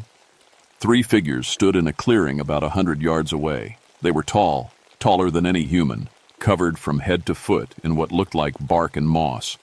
Their skin, if you could call it skin, was rough and brown like tree bark, with patches of green that moved and shifted like living moss. They were working on a large oak tree, their hands pressed against its trunk. As I watched, the tree's bark began to heal where it had been damaged. Raw wounds sealed themselves. Fresh bark grew over the exposed wood. It was like watching time run backward. One of the figures turned its head in my direction. Even from 100 yards away, I could see its eyes, deep green, like light filtering through leaves. It stared right at me for what felt like forever. Then it opened its mouth and made that wind-through-leaves sound, calling to the others. They all turned to look at me. I backed away slowly, trying not to make any noise. My heart was pounding so hard I was sure they could hear it. Whatever these things were, they weren't human. And they knew I was watching them. I made it back to my camp without seeing them again, but I felt eyes on me the whole way. Every shadow seemed to move, every branch that creaked in the breeze. Might have been one of them following me. That night, I barely slept. The wind voice sounds came from all around my campsite, sometimes close, sometimes far away. I kept my flashlight ready and my radio close, but when I tried to call the base station, all I got was static. Just before dawn, I heard footsteps circling my tent.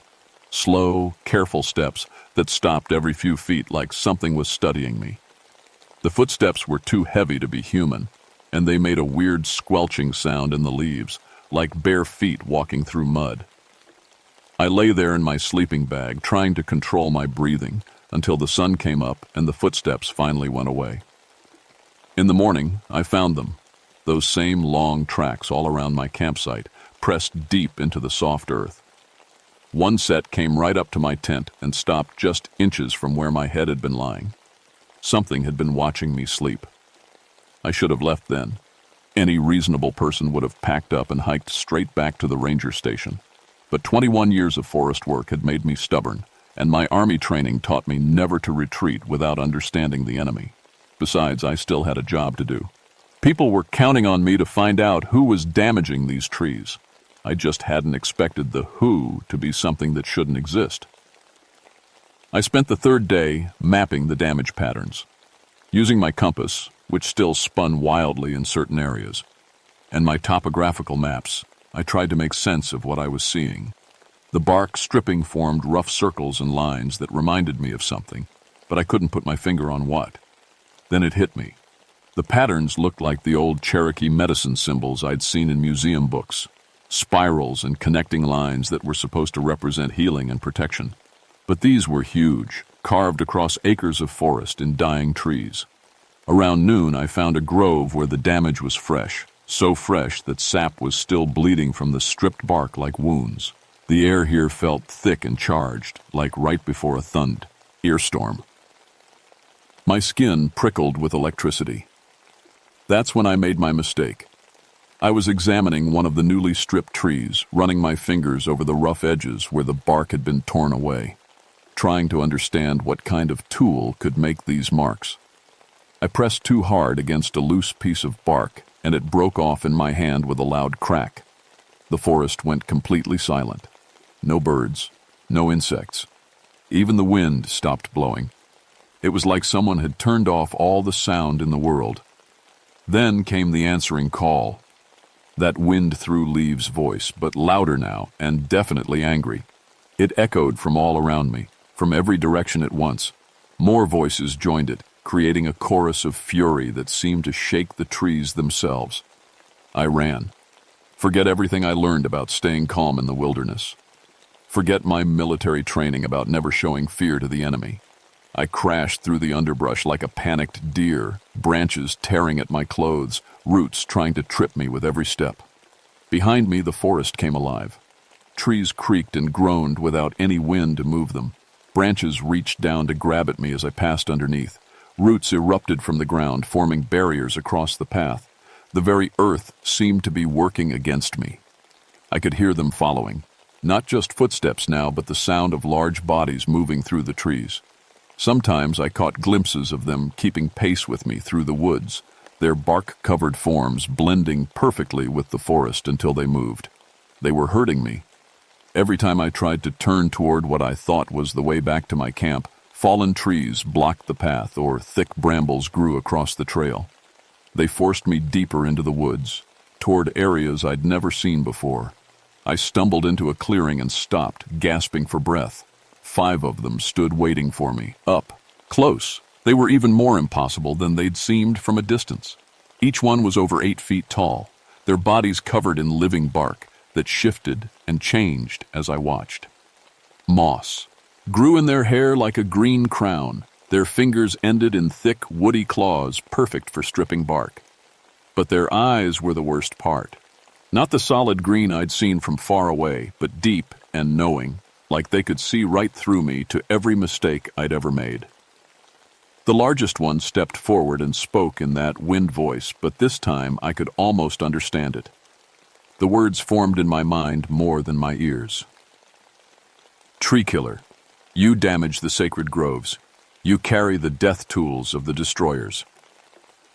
I wanted to explain that I was trying to protect the forest, that I was investigating the damage, not causing it. But when I opened my mouth, only a scared croak came out. The creature continued. For generations, your kind has cut and burned and poisoned. The forest grows sick. The trees cry out in pain. We are their immune system. We are their revenge. It gestured with one clawed hand at the damaged trees around us. But now I could see something I'd missed before. The trees weren't dying, they were changing. New growth was already sprouting from the stripped areas, but it was different, harder, darker, like the forest was growing armor. You will help us, the creature said, or you will feed the roots. That's when I understood. These weren't random tree vandals I'd been tracking. These were the forest's guardians, and they thought I was the enemy. The ground under my feet began to soften. Roots broke through the soil, reaching for my ankles like grasping fingers. I fell backward as the roots grabbed at me, landing hard on the forest floor. The 5 bark-covered giants circled closer, their wooden claws scraping against each other with sounds like breaking branches. "Wait!" I finally managed to shout. "I'm not here to hurt the trees. I'm trying to protect them." The largest creature tilted its head, studying me. When it spoke again, its voice was like wind whistling through a hollow log. "All humans lie. All humans destroy. We have watched for centuries as your kind strips the earth bare." "Look at my equipment," I said desperately, pointing to my ranger gear. "I don't carry saws or axes. I carry measuring tools, cameras, maps. I document damage, I don't cause it." Another creature, shorter but bulkier than the first, stepped forward. Thick moss covered its shoulders like a fur coat. "Show us," it demanded. With shaking hands, I pulled out my camera and flipped through the photos I'd taken over the past few days. Pictures of stripped bark, damaged trees, the strange footprints. "I'm investigating who's been hurting the forest," I explained. "Someone called in reports of illegal cutting." The creatures passed my camera between them, their wooden fingers surprisingly gentle with the delicate equipment.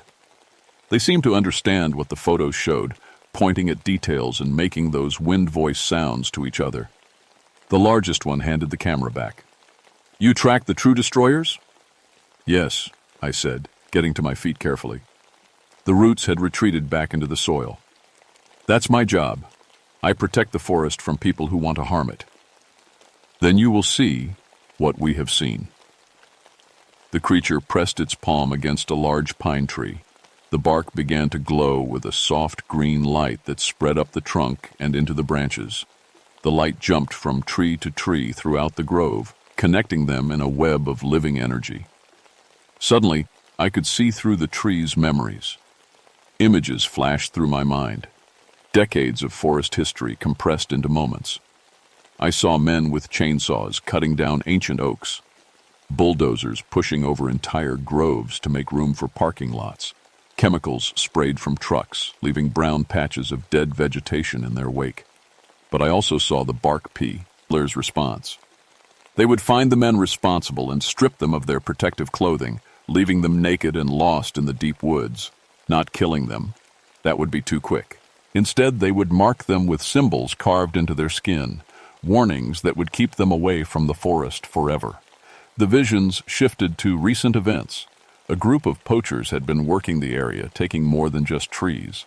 They were stripping valuable bark from rare medicinal plants, selling it to buyers in the city who didn't care where it came from.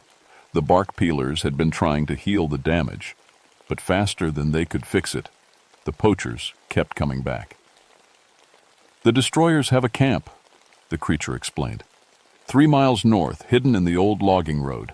They return each night to count their stolen goods. I understood now. The bark peelers weren't the criminals.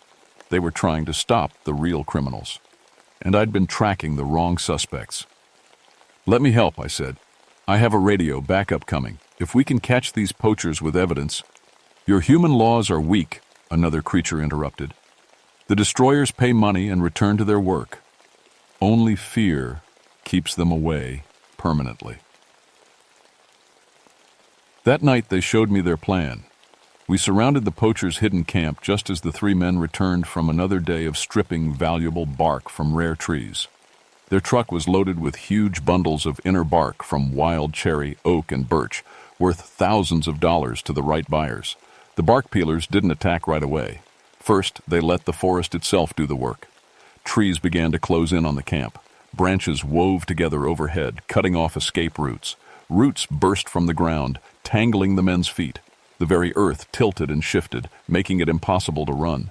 When the men finally saw the bark peelers emerging from what they'd thought were just regular trees, their screams echoed through the entire forest. I watched from cover as the creatures systematically stripped the poachers' cloth away, leaving long scratches in their skin that would scar into permanent warnings. They destroyed the men's tools, their truck, their stolen goods. But they left the men alive, terrified, marked, but alive. "Tell others," the largest bark peeler commanded in a voice like grinding stone. "This forest is protected. Those who harm it will face the tree shepherd's justice." The three poachers stumbled away naked through the dark woods, following the only path the bark peelers left open, the trail back to town. I made my report the next morning, but not the one my supervisors expected. "Found the illegal operation," I radioed back to base. "3 poachers working the medicinal bark trade. They've abandoned the area. Looks like they got spooked by something and left all their equipment behind." It was technically true. I led a recovery team to the abandoned camp, and we confiscated thousands of dollars worth of stolen bark and damaged cutting tools. The case was officially closed as suspects fled jurisdiction. The 3 poachers were found the next day stumbling down Main Street in town wearing nothing but scratch marks and terrified expressions. They claimed they'd been attacked by tree demons and immediately left the county. Word spread fast among the illegal logging community. Grandfather Mountain was off limits. But my real report went to a different audience. That night, I returned to the sacred grove where the bark peelers waited. The largest one, who I'd started thinking of as the elder, listened as I described the official response. "The lawkeepers will not return?" it asked. "Not unless there are new complaints," I assured it. "And there won't be any new complaints if people stay away from the protected areas. You speak truth. We can sense deception in humans. You carry no lies." Over the following months, I found ways to help the bark peelers, without breaking my oath as a ranger. When logging permits came up for areas near their sacred groves, I made sure the environmental impact studies found reasons to reject them. When hikers reported strange sounds or moving trees, I investigated personally and steered people away from the bark peelers' territory. In return, they shared their knowledge of the forest with me. I learned which plants could heal, which paths were safe during storms, which areas needed protection from human interference. My reports on forest health became the most accurate in the district. Other rangers started noticing my success rate. Poaching dropped to almost 0 in my sector. Illegal camping disappeared. Even the usual problems with rowdy tourists seemed to solve themselves. People who entered the deep woods with bad intentions found the forest itself turning against them. 6 months later, I received a commendation for my conservation work. At the ceremony, my supervisor mentioned that Grandfather Mountain was being considered for expanded protected status, thanks to my detailed reports on its unique ecosystem. I thought about the bark peelers when I accepted that award. Somewhere in the deep woods they were still working, healing damaged trees, guarding the sacred groves, keeping the ancient balance between human needs and forest survival. The Cherokee were right about the tree killers' spirits. They just got one thing wrong. The bark peelers don't punish people who hurt the forest. They are the forest hurting back.